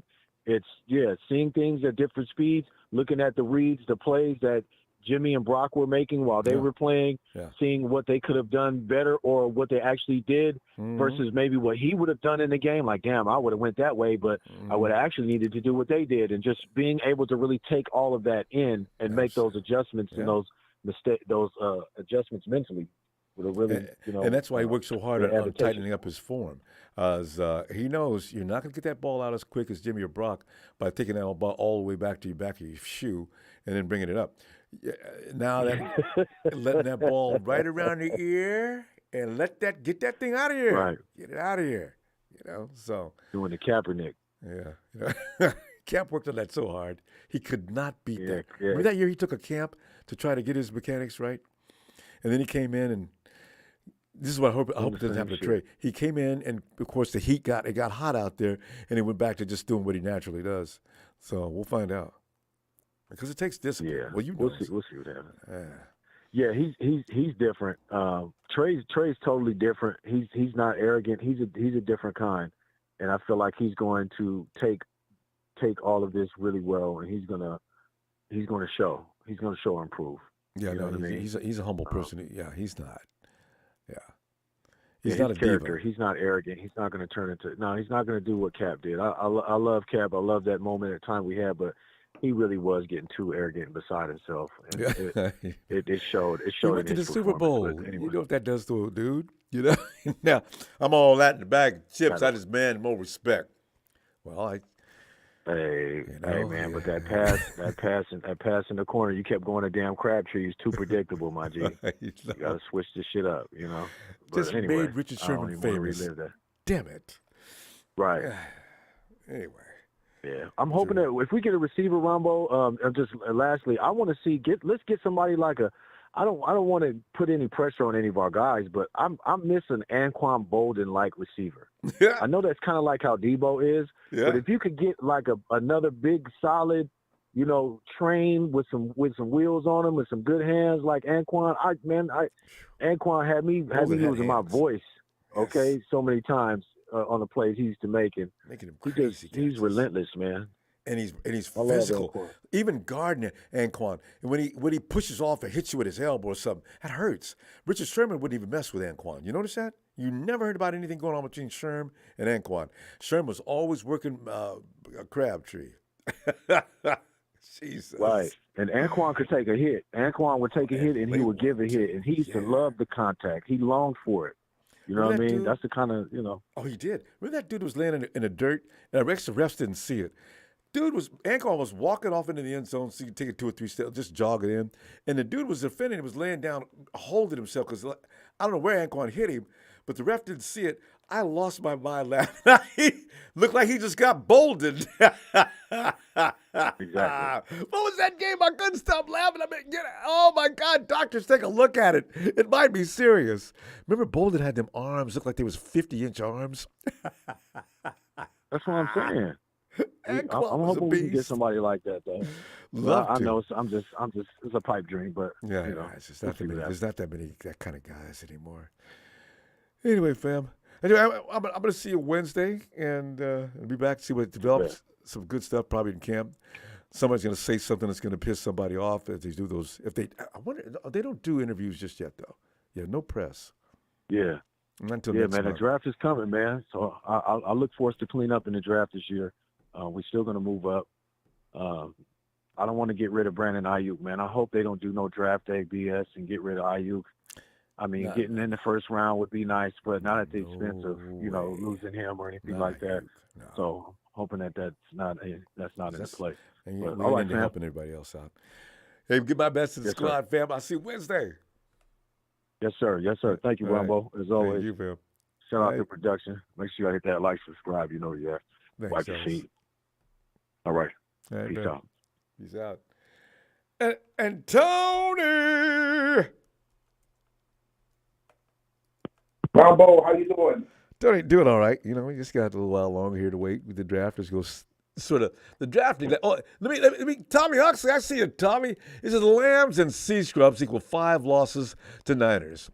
I hadn't done that math yet. Simmons, go ahead, Lambs, keep talking. But yeah, Tony, I tell you what, you know, it just hit me that we gave a draft pick away. We made it possible for Tyreek Hill to get to Miami. We were very pivotal in Miami's success. They just couldn't keep their quarterback up, which is better than I thought. What is his name? The Dolphins quarterback that got damn near killed last year. You talking about Tua? Tua, yeah. Man, Tua is better than people even. I wonder if you watch Bama football. I guess Tua showed you there, but man, Tua was death, man. When he was hitting them shots, and when Tyreek Hill said what he said, Hill's got to say that he just joined the team because the year before Tua wasn't all that. All you need is receivers sometime. I'm still not sold on Tua. I'm just not. Nothing against him, but I'm just not. But you got Waddle and you got Hill. It makes life a lot easier. Yeah. I say watch out for the Jets because their overall team, the Jets and Miami are like kind of even to me, even with Miami's weapons. Because the Jets got a good defense, but I still say the Jets kind of screwed up messing with that receiving core, man. I know, just to get Aaron's pick of receivers. So they modeled a team for Aaron, and they're still hanging around Green Bay. You guys, we're gonna sign it. Yeah, we're busy now. We'll get back to you. Yeah, just trying to please him, man. And hey, you got to think team, T-E-A-M, team. No, there's no I in team. Hey, Tony. Exactly. Dalvin Cook. It's possible Vikings may cut him loose. Where does he go? Well, I would love to pick him up. Yeah, I heard Dalvin Cook may get cut and Derrick Henry, but I don't want Derrick Henry in Atlanta. I'd rather have Dalvin Cook. Are they talking Derrick Henry too? Yeah. Money. Teams are everybody's trying to get money off the books. And just like we talked about this draft class, the running back draft class is so deep, and you ain't got to get them in the first and second round, and it's so deep you can get another running back because we worked out Ty Spears of Tulane and Keaton Mitchell of East Carolina because we got a running back by committee. But like I told you, I like that Zach Charbonnet of UCLA, man. Somebody gonna grab him. You know, and that's why DTR was doing so good. And if the running back you're talking about set things up for him. I like that quarterback, though, from the highlight reel. But it is the highlight reel because, I said, look at this dude, man. Yeah, and you guys can develop him because he ain't got to play right away. Well, the 49ers have talked to him, so, he could be that. Because we got rid of Josh Johnson, thank the Lord. So we got room for him, Tell me, who was Chosen Very Anderson? Very disappointing. Who was what? Chosen Anderson. He's on his way to the Dolphins. I seen this guy the other day on my data. Who is Chosen? Am I pronouncing his name right? Chosen Anderson announces he's signing with the Dolphins by showing off a Tua jersey. I'd never heard of the guy. I think he played for Jacksonville. No, he played for the Panthers. Oh, he played for the Panthers. All right. I don't think it's anybody, actually. But why are they all excited about him? Do we know what position he played? He's a wide receiver. Anyway. You're talking about Robbie Anderson. Yeah, why do they call him? He called him Chosen Anderson. maybe he calls himself the Chosen One. Because Robbie Anderson got traded last year during the season. Who did he go to? And then I think his contract was up, and he didn't. Who did he go to? Robbie Anderson. It must be the Panthers. Well, he got traded to Arizona. But they didn't re-sign him with his contract up, so he's free. Okay, when you get a chance, look for a guy named Anderson that got traded from the Panthers. Former Jets wide receiver returns to AFC. Robbie Anderson. His name is Okay. Robbie Anderson. Yeah, why do they call him Yep. that? You see, these guys are the nicknames. I I have no know who idea. Robbie Anderson is, and I saw this guy. Yep. You know, I remember this guy, though. He had a good game against the 49ers. Shoot, Robbie Anderson lit us up. He lit up Desmond Trufant, our former corner, So just when we played him in realize, 2017. man, he Lit can him up. play. Whoa. Yeah, lit him up like a Christmas tree, man. Just hit me who he is. God. Yep. Yeah, Okay. they traded him to Arizona during mid-season, and you know how Arizona, they was a dumpster fire. Then his contract was up, so he's free. He's going to sign with somebody. Waddle, Anderson, Mm-hmm. Hill. Whew. Oh, he's going to Miami, Robbie Anderson. He's on his way to Miami. Ooh, that's not a bad deal. Waddle, Hill, and Anderson. Yeah, but you got to have somebody to throw you. I'm not knocking Tua. Tua's nice because the offensive line's pretty good. I just don't like Tua around. I just don't. You know what, though? McDaniel is the one who engineered part of what the 49ers do. If a quarterback can just hit the spots, he'll be fine. Mm-hmm. That's why Tua looked like he looked, So that's probably going to work. They probably got a plan for Anderson. So yeah, we got a week and a half, Ronbo. A week and a half to the draft. Still no word on Yannick. I bet you. I think Yannick's gonna sign with you guys. I don't know how your money's looking. I mean, hey, that's been said on some other socials. Some other. Was it Stephen A. Smith post? Might have been. But anyway, I've heard that. Ngakwe on his way to San Francisco said, "Look, how come people always giving us people we can't afford? I just don't know. I guess you could make ways somehow, but who are you going to cut? Mm-hmm. And how are you going to engineer this contract or construct it?" Well, you lost Charles Omenihu and Jordan Willis, so and still ain't got two no money. salaries plus maybe one or two more can equal up to what he wants. Just sign Yannick on a prove-it deal, like on a 1-year deal, like we did Bud Dupree. If he'll accept that, because we haven't signed a draft picks yet. They got to keep a couple of dollars for those guys. Yeah, that's true. And then we got to, all teams got to put their money aside for the rookies. Right? So yeah, I don't know how they're going to do this. The 49ers. I'll tell you what. I'm sorry, go ahead. No, go ahead, sir. And the 49ers are going to go all budget from here on until, well, you know what? If Yannick is still available later on, the 49ers will go right up to Jed's office. 49ers are like little kids now. Go up to Jed's office. Mr. York? Okay, guys, when you call me Mr. York, what do you want? Jed, you know what? We've got another good deal coming up, right? You like that Hargrave deal? If we get Yannick to go, I can't. Anyway, if we get Yannick in, I think we got a Super Bowl for you. Jed will say, all right, listen, if you guys, I still want any average players. What are you signing them for? We'll get back to you with that in a minute. We just want the green light on whether to do it or not. If y'all sign Yannick, the happiest man in y'all's whole organization, as player, coaches, or in the organization, is going to be Nick. I knew it. I was going to say the same thing. Yeah, Show just made a correction on me. No double teams. Yeah. I'm like, oh my, we got a double. They're going to have to play 2 tight ends. Tight ends can't get out on their route. And then you got them 2 monsters in the middle with Hargraves. Oh, my goodness. Who you going to double, man? And I can see Ngakwe on the other side of the field. Hey, y'all going to double team Nick? Go ahead. I would. I ain't nobody. Major trash talking now. And Hargraves, y'all better save something for me. Huh? Mm-hmm. He said, yeah, I ain't nobody. I just get 9 sacks a year, but I ain't nobody. Like I say, Hargraves say, neither one of y'all going to get him because I'm going to get him. We could have a murderer's row. Should you and get? then y'all's defensive line is like a party to the quarterback. Yeah, Yannick, Hargrave, and Bosa. Yeah, that is murderer's row. Armstead. Yeah. Mm-hmm. But Armstead's about to have that season he had a couple years ago now with Hargraves. Yeah, people don't understand. They think he's just out there getting paid.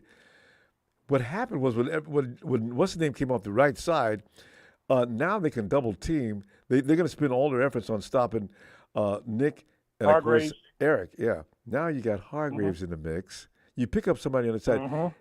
Unless our rookie develops, it looks dangerous. Yeah. And then you're going to have teams are still going to be stupid because I've seen on a couple of games they've been showing ESPN. Going to try to, for example, somebody's going to try to insult your intelligence and chip Nick or chip Yannick if he signed with y'all with a running back. Are you serious? Please do. I'm telling you, you put Yannick on the other side, Suge Knight ain't going to have nothing on the Niners, man. But that is a new murderous row because that is too much. It's too much. Yeah. It's expensive, but it's too much. And it's just like with us, with that kid that we have, the undrafted free agent from last year out of Kansas State, Timmy Horn. He is at defensive tackle. He's going to learn so much from Eddie Goldman and David Amenyata. Watch how Kinlaw learns a lot from Hargraves and Armstead. Kinlaw, if he stays healthy, watch for his game to improve with the signing of Hargraves, man. I forgot all about Javon. You know, and we also got the kid we drafted from last year that I understand is really quick. He was hurt. He was redshirting for a year. Givens is still there. You know what? Maybe I keep thinking we need an Amanahu. You know, Amanahu was that guy that came in when everybody else was struggling. He was the guy that would slip through the cracks and make the play. You know, I loved him. I loved him when he was in Houston before y'all even got him. Yeah, you like Amanahu too. Yeah. But you know what, though? Now it's time for your first pick of last year. Drake Jackson to step up in that Amanahu role. Yeah. Drake. Yep. But, yeah. Drake's he can't get tired this year. If Drake's anywhere near as good as Nick Bosa believes he's going to be, he could be good this year. Nick says, well, he's got a bend that I wish I had. You know?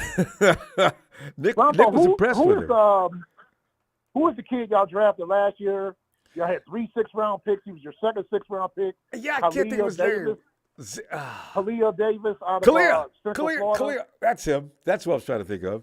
6'2", 310. Yeah, he's. How is he? Has he played, or did y'all just redshirt him last year? He got redshirted last year. They were getting him fixed up. He's healed up now, and he will be out there putting himself in position to gain a position this year.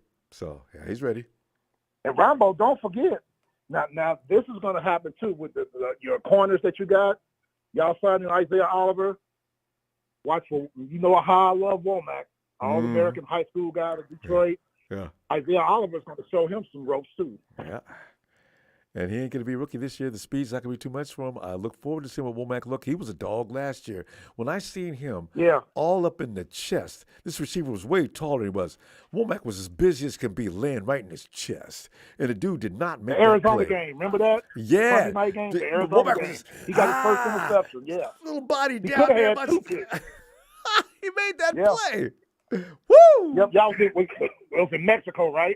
The Mexico game. Was that the game Womack got in late? Yeah. Yes. Because you was cracking jokes about Womack was covering A.J. Green.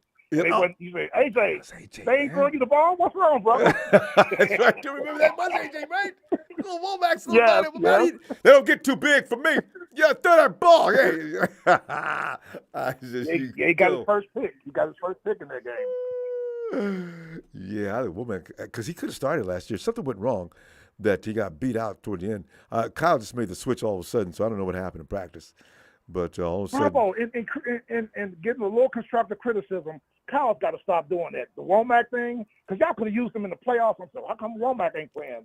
And then, me and you both, why is it Jordan Mason playing, getting carries?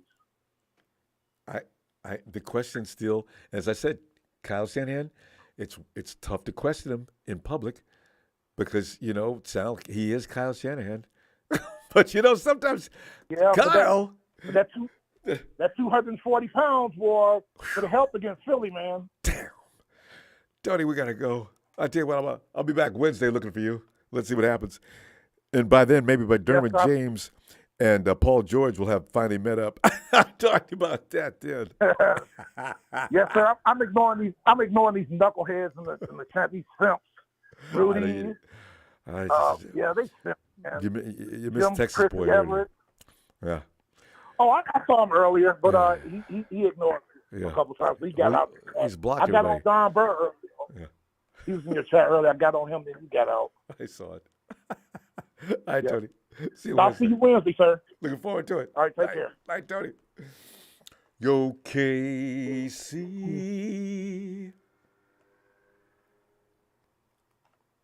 Rumble, can you hear me? Casey, I can hear you. Hey, Rumble, what's shaking, man? I hate when Tony criticizes Kyle Shanahan because it's like, this guy's over on the other side of the country, pointing out stuff about our team. You know what I'm saying? He's not even a 49er fan. But you know what? He might be a closet 49er fan. But you know what, Tony? I mean, Casey, a lot of people are putting the spotlight on Kyle. We got to win that. Yeah, we got to win that Super Bowl. You can't keep getting there. Rumble, that's why I call it today, Rumble. That's why I wait 3 hours on the phone on a Sunday night to call to the Reverend Ronbo show. Because I want to point out that this is about Kyle's destiny, about whether or not he realizes his destiny or if it becomes his fate. It's in his hands, Ronbo. Praise be the name. We do that. Kyle's got to be. Hallelujah. We're going to be, one of these days, we're going to be celebrating a Super Bowl win, and it's going to be so tasty, Ronbo. It is, Years, Case, the best thing about that is look back and the Rams and the Hawks, we will have won a Super Bowl since they have. Because you guys, those vintage trophies you guys love to bring up at every argument. You know what, guys? There's no such and thing we won't hear we won't hear a word from the Cardinal fan because the Cardinal fans never make a peep. I mean, it'll just be the Ram and the Seahawks fan. They can't say a word. Poor guys. They're quiet, man. They never show up in the chat. Shout out to the Cardinal fans. You know what I'm saying, man? You guys are. They be meat, Case. You guys are fourth place. What are they gonna say? We had one Laser, I think, or something like that. Yeah, he came in every now and then. They're gonna say something about Kurt Warner. Yeah. It was the last time they were good. Yeah. Well, Warner. Palmer was not bad. Carson. Palmer was great, yeah. But Carson I mean, Kurt Warner actually got him there. So. Hey, Case, if you had the 2021 draft to do over again, and you go back 2 years and count, see what the 49ers did, would you have taken Micah Parsons instead of because the feeling with some of the NFL analysts is, well, the 49ers should have went defense that year, number one, with the way they can go ahead and pretty much run the offense. They did it with Jimmy, they did it with Brock, so they probably would have been fine. But Micah Parsons would have added a little more element to what they do defensively. So Micah Parsons versus Trey Lance. This is funny. I got to run this past the gang tonight. What would you have done? Knowing right now, would you have liked to win back and got Micah? Honestly, Rumbo, in hindsight, I would have taken Trevor Lawrence. But Trevor, he's so far he is the best one out of that group. Yeah, he's great. He does everything great. He's got a great arm. He's tough. He reads the pocket. He scores in the fourth quarter. He's the best first overall pick in a long time. Yeah, he's proven Joe Burrow, he was supposed to be number one. Exactly. Yeah. Yeah, him and Burrow. Yeah. I don't really remember that draft, to be honest. Who else was in that draft? Everybody's favorite guy, little Mr. Attitude. He goes around sleeping with his girlfriend's mom, Zach Wilson. Oh yeah, the Cougar Hunter. That was so funny. What was that? What was the team that Mike White used to beat all the time? It was like the Bengal Killer and the Cougar Hunter on the same team. Was that Mike White? Oh, they had Mac Jones and Justin Fields. Oh man, I might have taken Justin Fields, Rumbo. I might have taken Justin. I probably wanted Justin Fields. Yeah, that's what. Instead of the NFL people saying Micah, Justin Fields. Somebody pointed out Justin with that condition of his. They said that might have thrown him off from where he might have gotten picked up. Well, in the beginning of the draft, because I don't watch college football, Rumbo. I stick with NFL. At the beginning of the draft, with a little bit of footage I saw, I thought Mac Jones was the clear. I might have taken. I'm looking at this list. I might have taken Devontae Smith. Not that Trey is bad. It's just that knowing that Purdy's here now, Najee Harris. Well, see again, that's just saying. You 2 years later, you realize that you could have got Trey, you could have got Brock that year like you did, last year and still been fine. So you just can't see those things coming. If you could, you'd never make a mistake. Yeah. They got Trey Sermon that year too. Holy cow! What a miss at number 88. I forgot about him. Trey hasn't played with anybody. He's been. I think it was with the Eagles. Yeah, he was with the Eagles. But he didn't do much on the Eagles, if I'm not mistaken. Yeah. They didn't let him play. But if I'm in the draft this year, Ronbo, I'm going offensive line. I don't care if it's the third or fourth round. You got to make the first round. The first pick, offensive line. That's a glaring need on the team. But Casey, you don't bring back the same of what we already got, though. So that's why you got to trade up a little higher or something. You can't bring back offensive linemen. You can't bring back more of what we already have. You got to go get somebody that you know is going to be a standout. I mean, knowing John Lynch, I'm sure he could find someone that, I don't know. It just seems like if they don't, it's almost kind of like an insult to the team, I feel like, if they don't do it. Yeah. I mean, they can pick a secondary, someone in secondary. And they probably after they got Cleveland Farrell,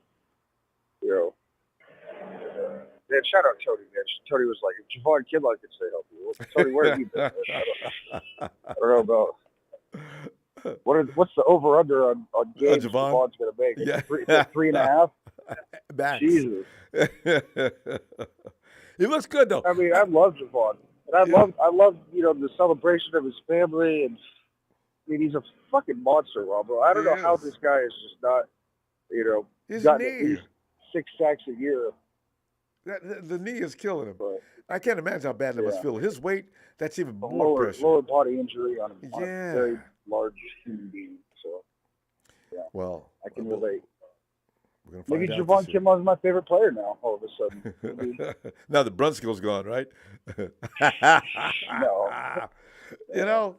I'm pulling for Javon, too. He's my favorite player now. Maybe my favorite player is Christian McCaffrey, Ronbo. This guy's kind of like a revived Hall of Famer that's showing up on the 49ers. You got to pick out somebody who's just not a popular guy, though. I mean, everybody loves Christian McCaffrey. Come on, how can you not? Nick Bosa?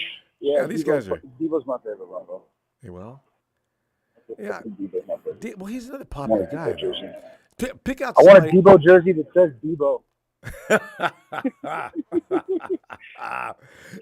Make sure it's got flannel pattern on it. Because out of the movie, the guy was always wearing flannel shirts. But pick out another guy.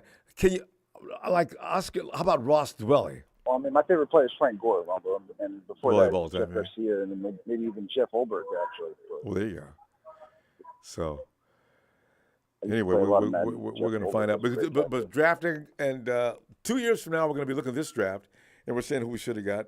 This draft's going to be loaded with a lot of tight ends. There's going to be, I suspect, there's going to be 2 or 3 that make an impact in the NFL the first year. Will we get one of them? Yeah. I mean, I'm just going to tune in once it's the 5th round and the 7th round, because that's when the Niners make their money. So. And that's a shame. That is true. Our first round, second pick, we've got 2 so far. Nick and Ayuk. Everybody else has either been a question mark or in developmental phase. I hope they keep Ayuk, man. Holy cow. No, that would just be completely ludicrous to let him go. No, they're not. They're going to keep him. Yeah. So, yeah, he'll be with us next year. Reminds me of Tio and J.J. Stokes almost. Tio. J.J. Stokes, UCLA. He never did measure up to his potential. Really? I grew up thinking J.J. Stokes was a solid number 2. I don't remember that. Well, see, J.J. Stokes at UCLA was a solid number 1. You know what, though? With T.O., I guess you're right. He was okay. Well, I mean, plus he had Jerry Rice on him. So. Yeah, yeah. You can't expect you want to work on the field with Jerry Rice and expect to be anything other than a number 3 or 4. I mean, even if you are a number 2. All right. What else, Case?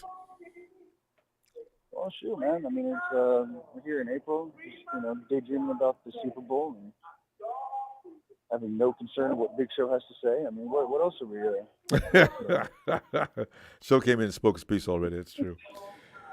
Something about people still want about Jimmy Garoppolo, or what's he saying now?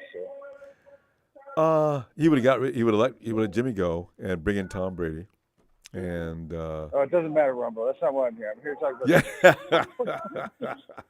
Yeah, K's becoming the new Rock. It doesn't matter what Big Show says. I'm not here to talk about. Hey, Ronbo, what did Big Show say? It doesn't matter what Big Show has to say. So we're just clowning. We always want to know what you got to say. But yeah. No, we appreciate you, Joe. You're the man, Joe. All right, well, tell you what, in case I know you waited a while, but go back and kick back and relax. I'll look for you Wednesday.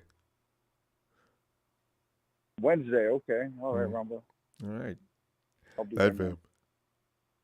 Goes KC. Take it easy, bro. Always a pleasure, man. Back at you, fam. And shout out to the Arizona Cardinal fans that never make a keep.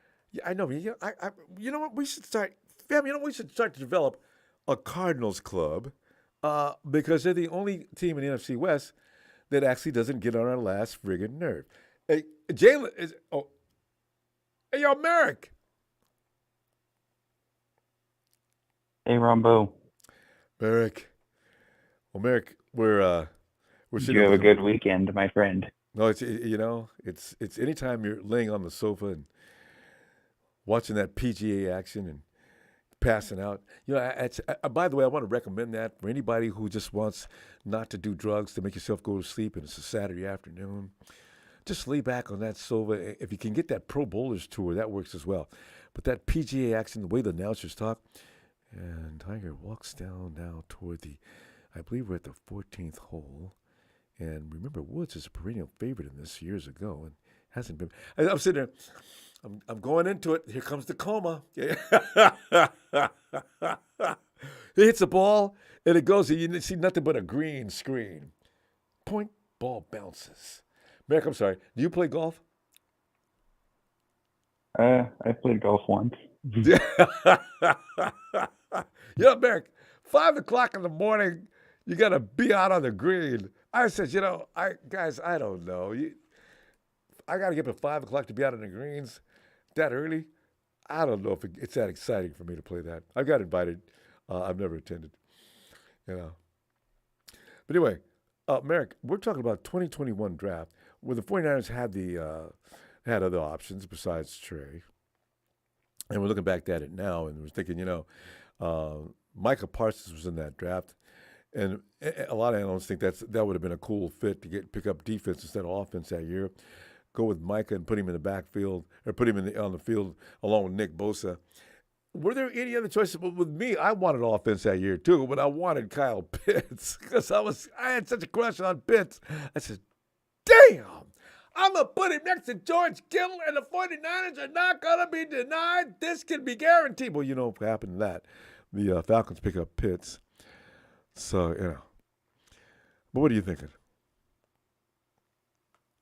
Yeah, well, I forget. Who did we take in that draft, or did we not have a first-round pick that draft? No, that was Trey Lance this year. We picked up Trey.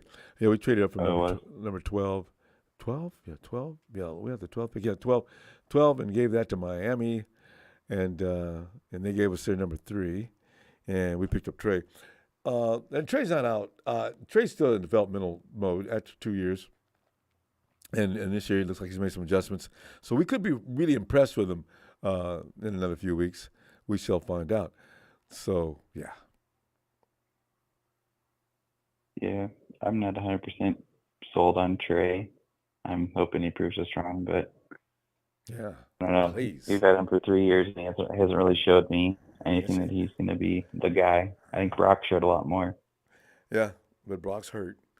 And you heard about Brock. Brock is saying things like, I don't know. I'm telling you, I'm not sure about this season. Brock, don't talk to people. Just be quiet. Don't say anything. You don't want to. Don't worry us, okay? Even if you're not ready to play for the first 2 or 3 months, I want you to be available in case something happens to whomever starts. Because, Yeah, I bet That broke up, Merrick. We lost you. I was saying I bet someone in our quarterback room is going to get hurt. I see, and this is we're conditioned to believe that it happens every year. So what's to stop it from happening now? Damn it! Yeah, it's pretty crazy. The one year we didn't have any injuries for QB went to the Super Bowl. Merrick, do you watch college football? Do you know the players? I don't watch college football. I'll just watch the championship, except last year because it was a blowout. Wasn't it though? Even I watched a little bit of that. I said, this is just awful. I mean, Georgia's just, oh my God. Thing is, though, can you remember anybody in 2021 that you would have rather had in the first round? Merrick, we might have lost you.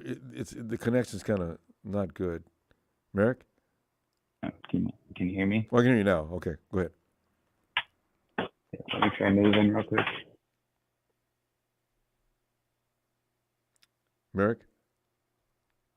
Yeah, I'm here. I was just moving to a better spot. Oh, okay. All right. Yeah, in terms of the draft, I don't know. I think we needed a quarterback, but I feel like obviously with hindsight, it would have been better if we just stayed at 12 and trading all the way up to 3. But hindsight's 2020. We all know that. Always. So we still have achieved, even though Javon Kinlaw came in, and everybody would certainly go back and change that pick. I mean, I think every draft, there's always every team except the ones that get lucky are like, oh, we should have drafted this guy. So. Yeah, a lot of teams. I imagine every team in the NFL actually has had some picks they wish they could take back. Yeah, so. Yeah. It's not unusual, but just to look at the draft. The draft is just a big chance. I mean, there's sometimes guys that look like slam dunks, like Jamarcus Russell, and he was a big failure. Yeah. So it's really hard to. It's really hard to evaluate NFL talent. Yeah.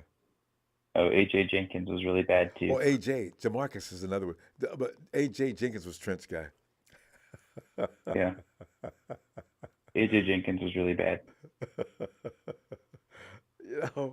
The first round picks are really scary.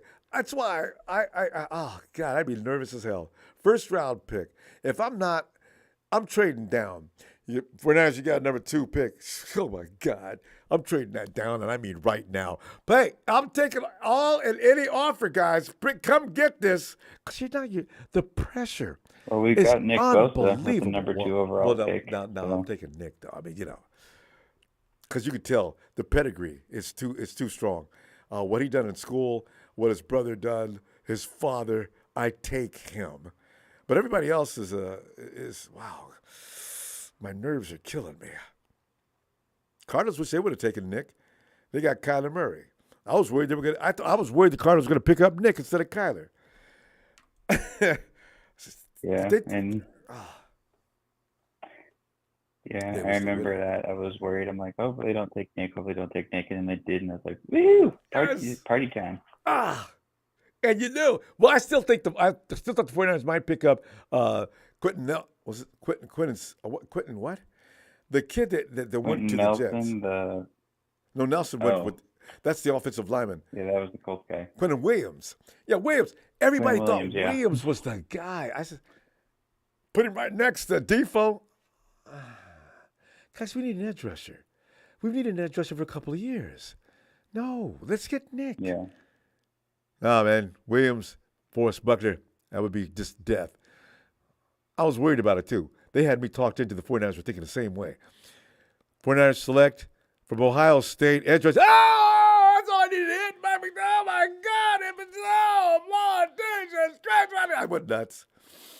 And, that was the right pick. Defensive Player of the Year, and he hasn't even signed off of his rookie contract. Yes, it was the right pick. Damn.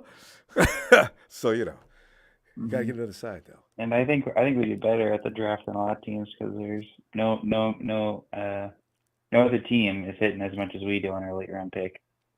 No, that's true. Nobody. So now we got nothing but late round picks. Let's see how we do. Yeah. Hey, Ronbo, do you think we're going to trade up at all in the draft? Do you think we're just going to stay in the third round and pick from there? In fact, I think the 49ers are going to I think they are going to try to move up to number 2. Just because that's not as expensive of a pick as number 1. They're still going to be, especially if they can get high up in number 2, like middle of the pack instead at the base of the round.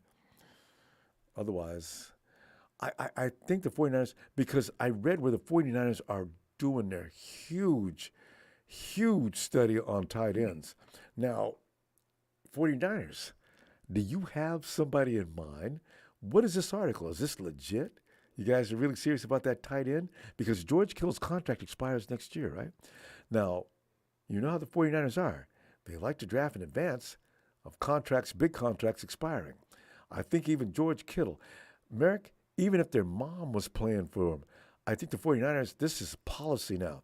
What we do is we try to pick up players before the big payday guys, theirs expires, and see if we can fill that void with a newbie. Yeah, well, I don't think you're going to fill a George Kittle void with a newbie. You're not. Also, it sends a bad message to the rest of the players. If every time my contract's about to expire, I can look forward to being thrown out, I wouldn't sign with the 49ers if I was a free agent. Well, no, actually, a free agent doesn't have to worry about that. It's the draft picks that have to worry about that. No, free agents too. Yeah. Actually. I mean, I definitely think we'll re-sign Kittle in 2 years, but it's kind of so scary to believe he's only got 1 year left after this year. He's got to stay out there on the field a little more. And Kittle gets hurt. The way he plays, he might damage himself. I hope not. But Kittle plays, so his brand of football could be threatening to his career. But we'll see. Well, he started off slow last year, and then he started picking it up when Brock went in. Yeah, remember, by that time of the season, the blocking had gotten. George had to play the offensive line, or otherwise, and it didn't even help. George picked up the offensive line after Trey got killed. The 49ers says, look, this offensive line is... Well, he also started to get more passing opportunities once CMC came in. That's true. And right, that's true. CMC is the one that changed the offense. Everybody thinks it was just Brock. Nah, it was CMC. Maybe 70% CMC. But, Merrick... I know Brock had a lot of good plays, though. He did good. It was off schedule, and he was playing his brand of football. So, yeah, it was much better. Because he didn't know any better. He didn't know Kyle Shanahan's offensive playbook that well. He just knew it a little bit. Anyway, hey, Merrick, let us see you Wednesday, and let's see what we got going on with 49ers since they're coming back tomorrow. All right. Great night, fam. All right. Night. You too. And Jalen, we saw Jalen. Hey, Jalen.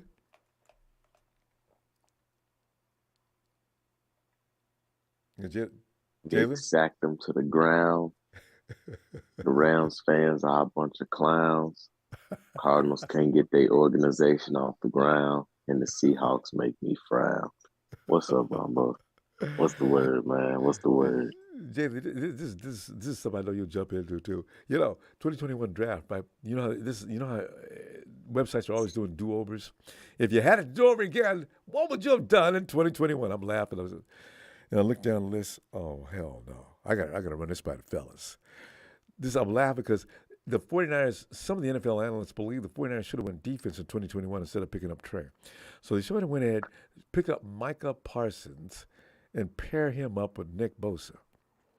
Oh my God! That would have been something. I'm not gonna lie. Yeah.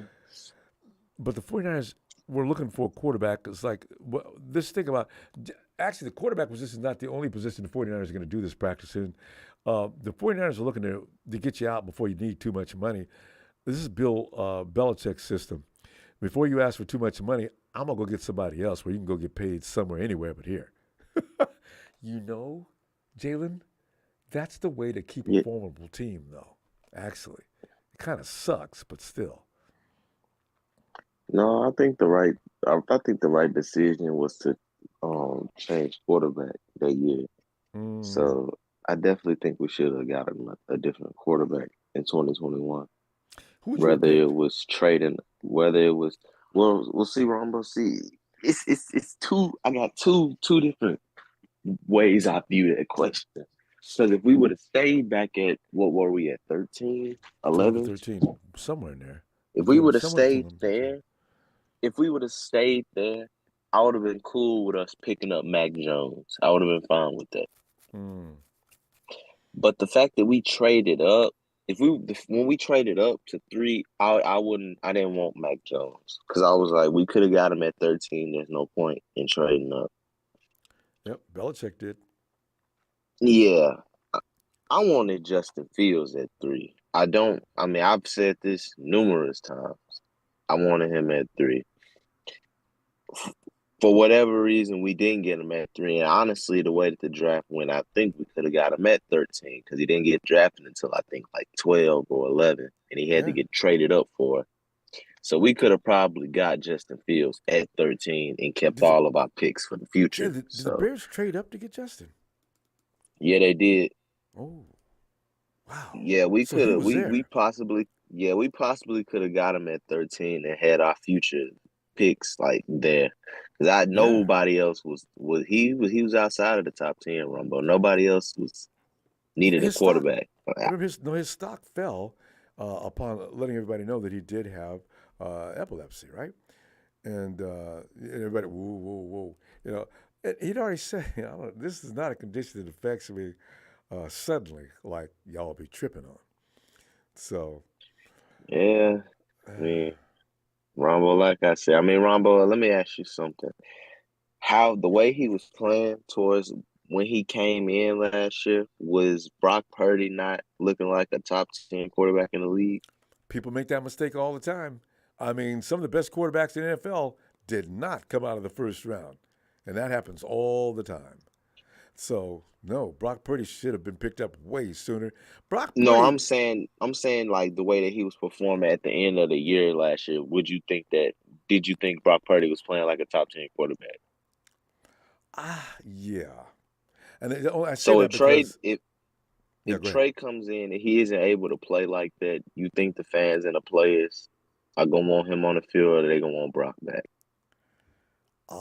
He has to come in and play better than Brock, Ronbo. He can't come in and play. He can't. He has to look like Brock looked like a top 10 quarterback. If Trey doesn't come in and look like a top 10 quarterback, it's gonna be grumbling. It's definitely grumbling. It's. And the fact of the matter is, you like you say, he's got to come in, or else the players, because that's how Jimmy got back on the field too. They can start grumbling right away. So, And Ronbo, people keep and you brought it up. People keep forgetting. I said, Ronbo, Trey couldn't beat out Jimmy Garoppolo his rookie year, and people keep forgetting. Before Jimmy got hurt this year, it was commotion and rumors about he was going to get re-signed again. I know, on the day before he got injured. That's right. In fact, the day before the Miami game, that rumor picked up steam, and then he got hurt. So Trey must have still not been up to speed to how Kyle must have wanted him, because they were going to bring back Jimmy again. If you put all the pieces together, that's why Sam Darnold is lurking in the shadows of Santa Clara. Ronbo, I think Kyle might have messed up, but he don't want to admit it. But, yeah. I told you, Ronbo, Brock Purdy, it's his job to lose. Well, Brock's already said he don't know if he's going to play this year. He just got the thing taken off his arm, and he says, I'm not going to say whether, I don't know what to tell you about this year, but I hope to be back. Uh-oh. So Trey or Sam? Boy, man, I understand the kid has been injured, but it's year 3. It's a new generation, a new era of football. People are not waiting. I'm waiting 3 years for you to see if you're good or not. If we don't see progress like quickly, we writing you off. I'm sorry. I'm sorry to say that that's how it is now. That's just how it is nowadays. I mean, people just look how fast they rolled off Zach Wilson. I mean, a lot of people they don't. Yeah, they don't. You don't get 2-3 years anymore, Rombo. I mean, Jordan Love gets a pass because he sat behind Aaron Rodgers. I think that's the only reason he got a pass, because he was behind Aaron Rodgers and he won 2 MVPs. But Rombo, if Trey can't come in and perform like a top 10 quarterback, Rombo, in year 3, even though he's been injured, and I understand that, if he can't come in and at least look better than Brock Purdy or somewhat near what he was doing, that's a failed project in my opinion. I'm sorry. And Sam Darnold is that's why he signed. He believes he can come in and take Trey out. I really believe that. Yeah, and I believe I mean, Kyle told him yeah. he can. I believe Kyle told him some things that haven't been revealed. Yeah, you don't bring in Sam, especially with the money we paid him. I think we paid him like what, $3 million? I thought it was 4 with incentives that could get up to 11. So I don't. Yeah, Rumble. I think that Sam Darnold might have been. I don't know, man. I hope for the best Trey, for him, though. And I don't want to piss anybody off, but what I saw from Sam Darnold, the highlight reel or that Lombardi reel that he showed of him running the Panthers last year, he looks exactly what Kyle Shanahan wants to look like. He was hitting the short routes. He was hitting, timing patterns. He was doing everything Kyle's football is, right? I said, Trey, well, the Jets can ruin a career, Rombo. I mean, they did it to Le'Veon. They can ruin a career. I'll give you that. The Jets can ruin a career. And it may not even be Zach's fault either. Maybe the Jets ruin him. No, he just ain't it is. good, Zach's Rombo. got an attitude issue. He just ain't good. Nah, he just ain't good. He went to BYU, Rombo. I don't know why people thought he was about to come in and be Patrick Mahomes. I don't understand that. And I don't think Anthony Richardson's gonna be good, Rombo. These highlight reel quarterbacks that people want to talk about just because there ain't nothing to talk about during draft season. Yep. It's they need to stop. Malik Willis, stop. It needs to stop. The guy you were talking about, they did it to Malik. They doing it to the dude you was talking about from UCF or from USC, Dorian, whatever his name is. Dorian T. Yeah, we need to stop this. We need to stop bringing up quarterbacks that have under 10,000 followers on Instagram. Nobody knows who they are. They haven't done anything. We need to stop. It's like if you're a musician, that some music houses now tell you, listen, what we're gonna do is we're gonna post your music up on TikTok. If you get X amount of views, we'll talk. What? Oh, Jesus Christ! I mean, that is the measure nowadays. You're right. You can tell if somebody's gonna be a badass or not.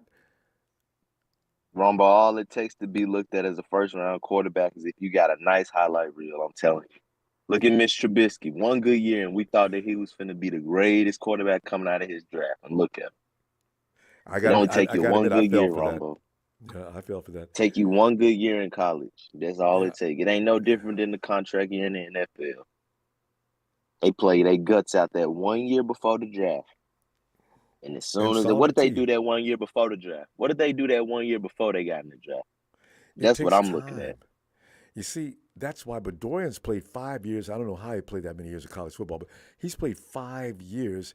The 49ers went to him. They didn't call. They went to him for a private workout.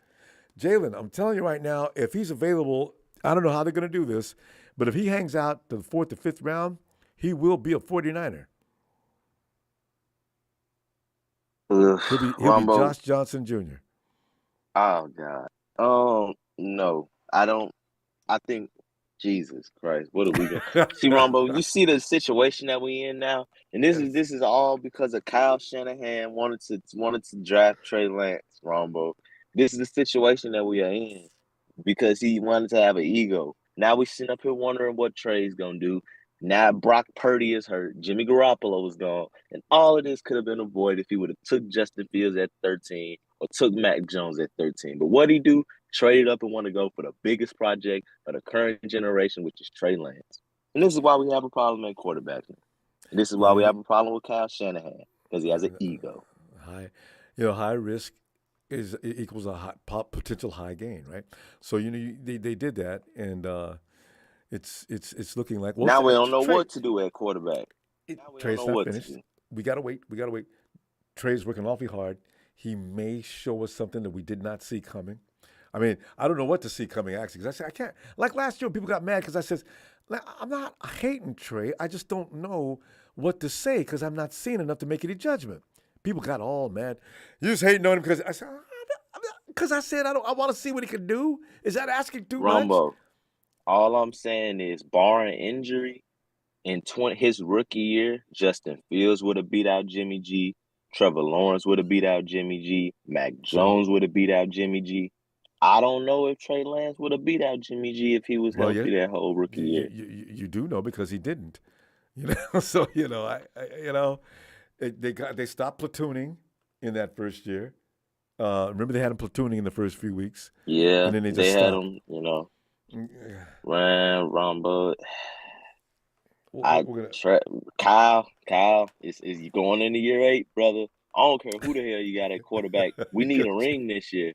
Damn, we have to. I don't care who you got at quarterback. I don't care if it's CJ Beathard's left toe. He needs to get the job done.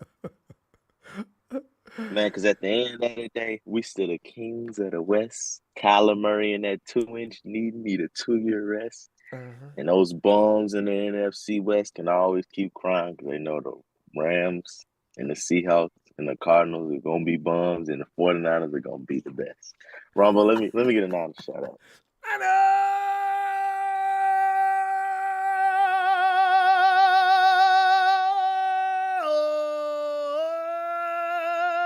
Give the Raiders fans. Nick Mullins beat the Raiders on national TV. Let's not forget that, chat. Nick Mullins beat the Raiders on national TV. First game of his career. Blew them out. For the rest of my life, on everybody. I'm going to always talk about that. Wasn't a Sunday, wasn't a regular just afternoon game. No, it was on prime time TV. Yep, everybody saw it. God, I love that. It's been 10 years since y'all won a ring, Seahawks. How's that feel? Let me get up out of here, Ronbo. Jalen, have a great night, fam. I'm going to be back Wednesday looking for you.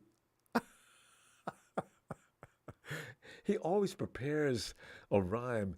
But like I said, fam, you know what? I actually like the Cardinals. I have no real feeling. This has been going on for years. Well, no, when the Cardinals were beating us that last stretch, though, but I never really could get up any emotion playing the Cardinals. The Hawks and the Rams, bitterness. Can't wait to play their mother. You know what's so funny, though, now? Now that they're both watered down, just shadows of what they were, it's not as fun beating their ass. I wanted to beat their ass when Harbaugh, I wanted him to beat him, and they slid on by. When Chip Kelly and Tom Sula came on, it was understood before the game started they were going to beat the devil out of us. Now, it's pretty much understood before we play them. Most likely they're going to get beat to death. So, it loses. I'm not satisfied. That's not satisfying. I want to beat them when they think they're good. When they are good, I want the record. Well, we played the Hawks the first time.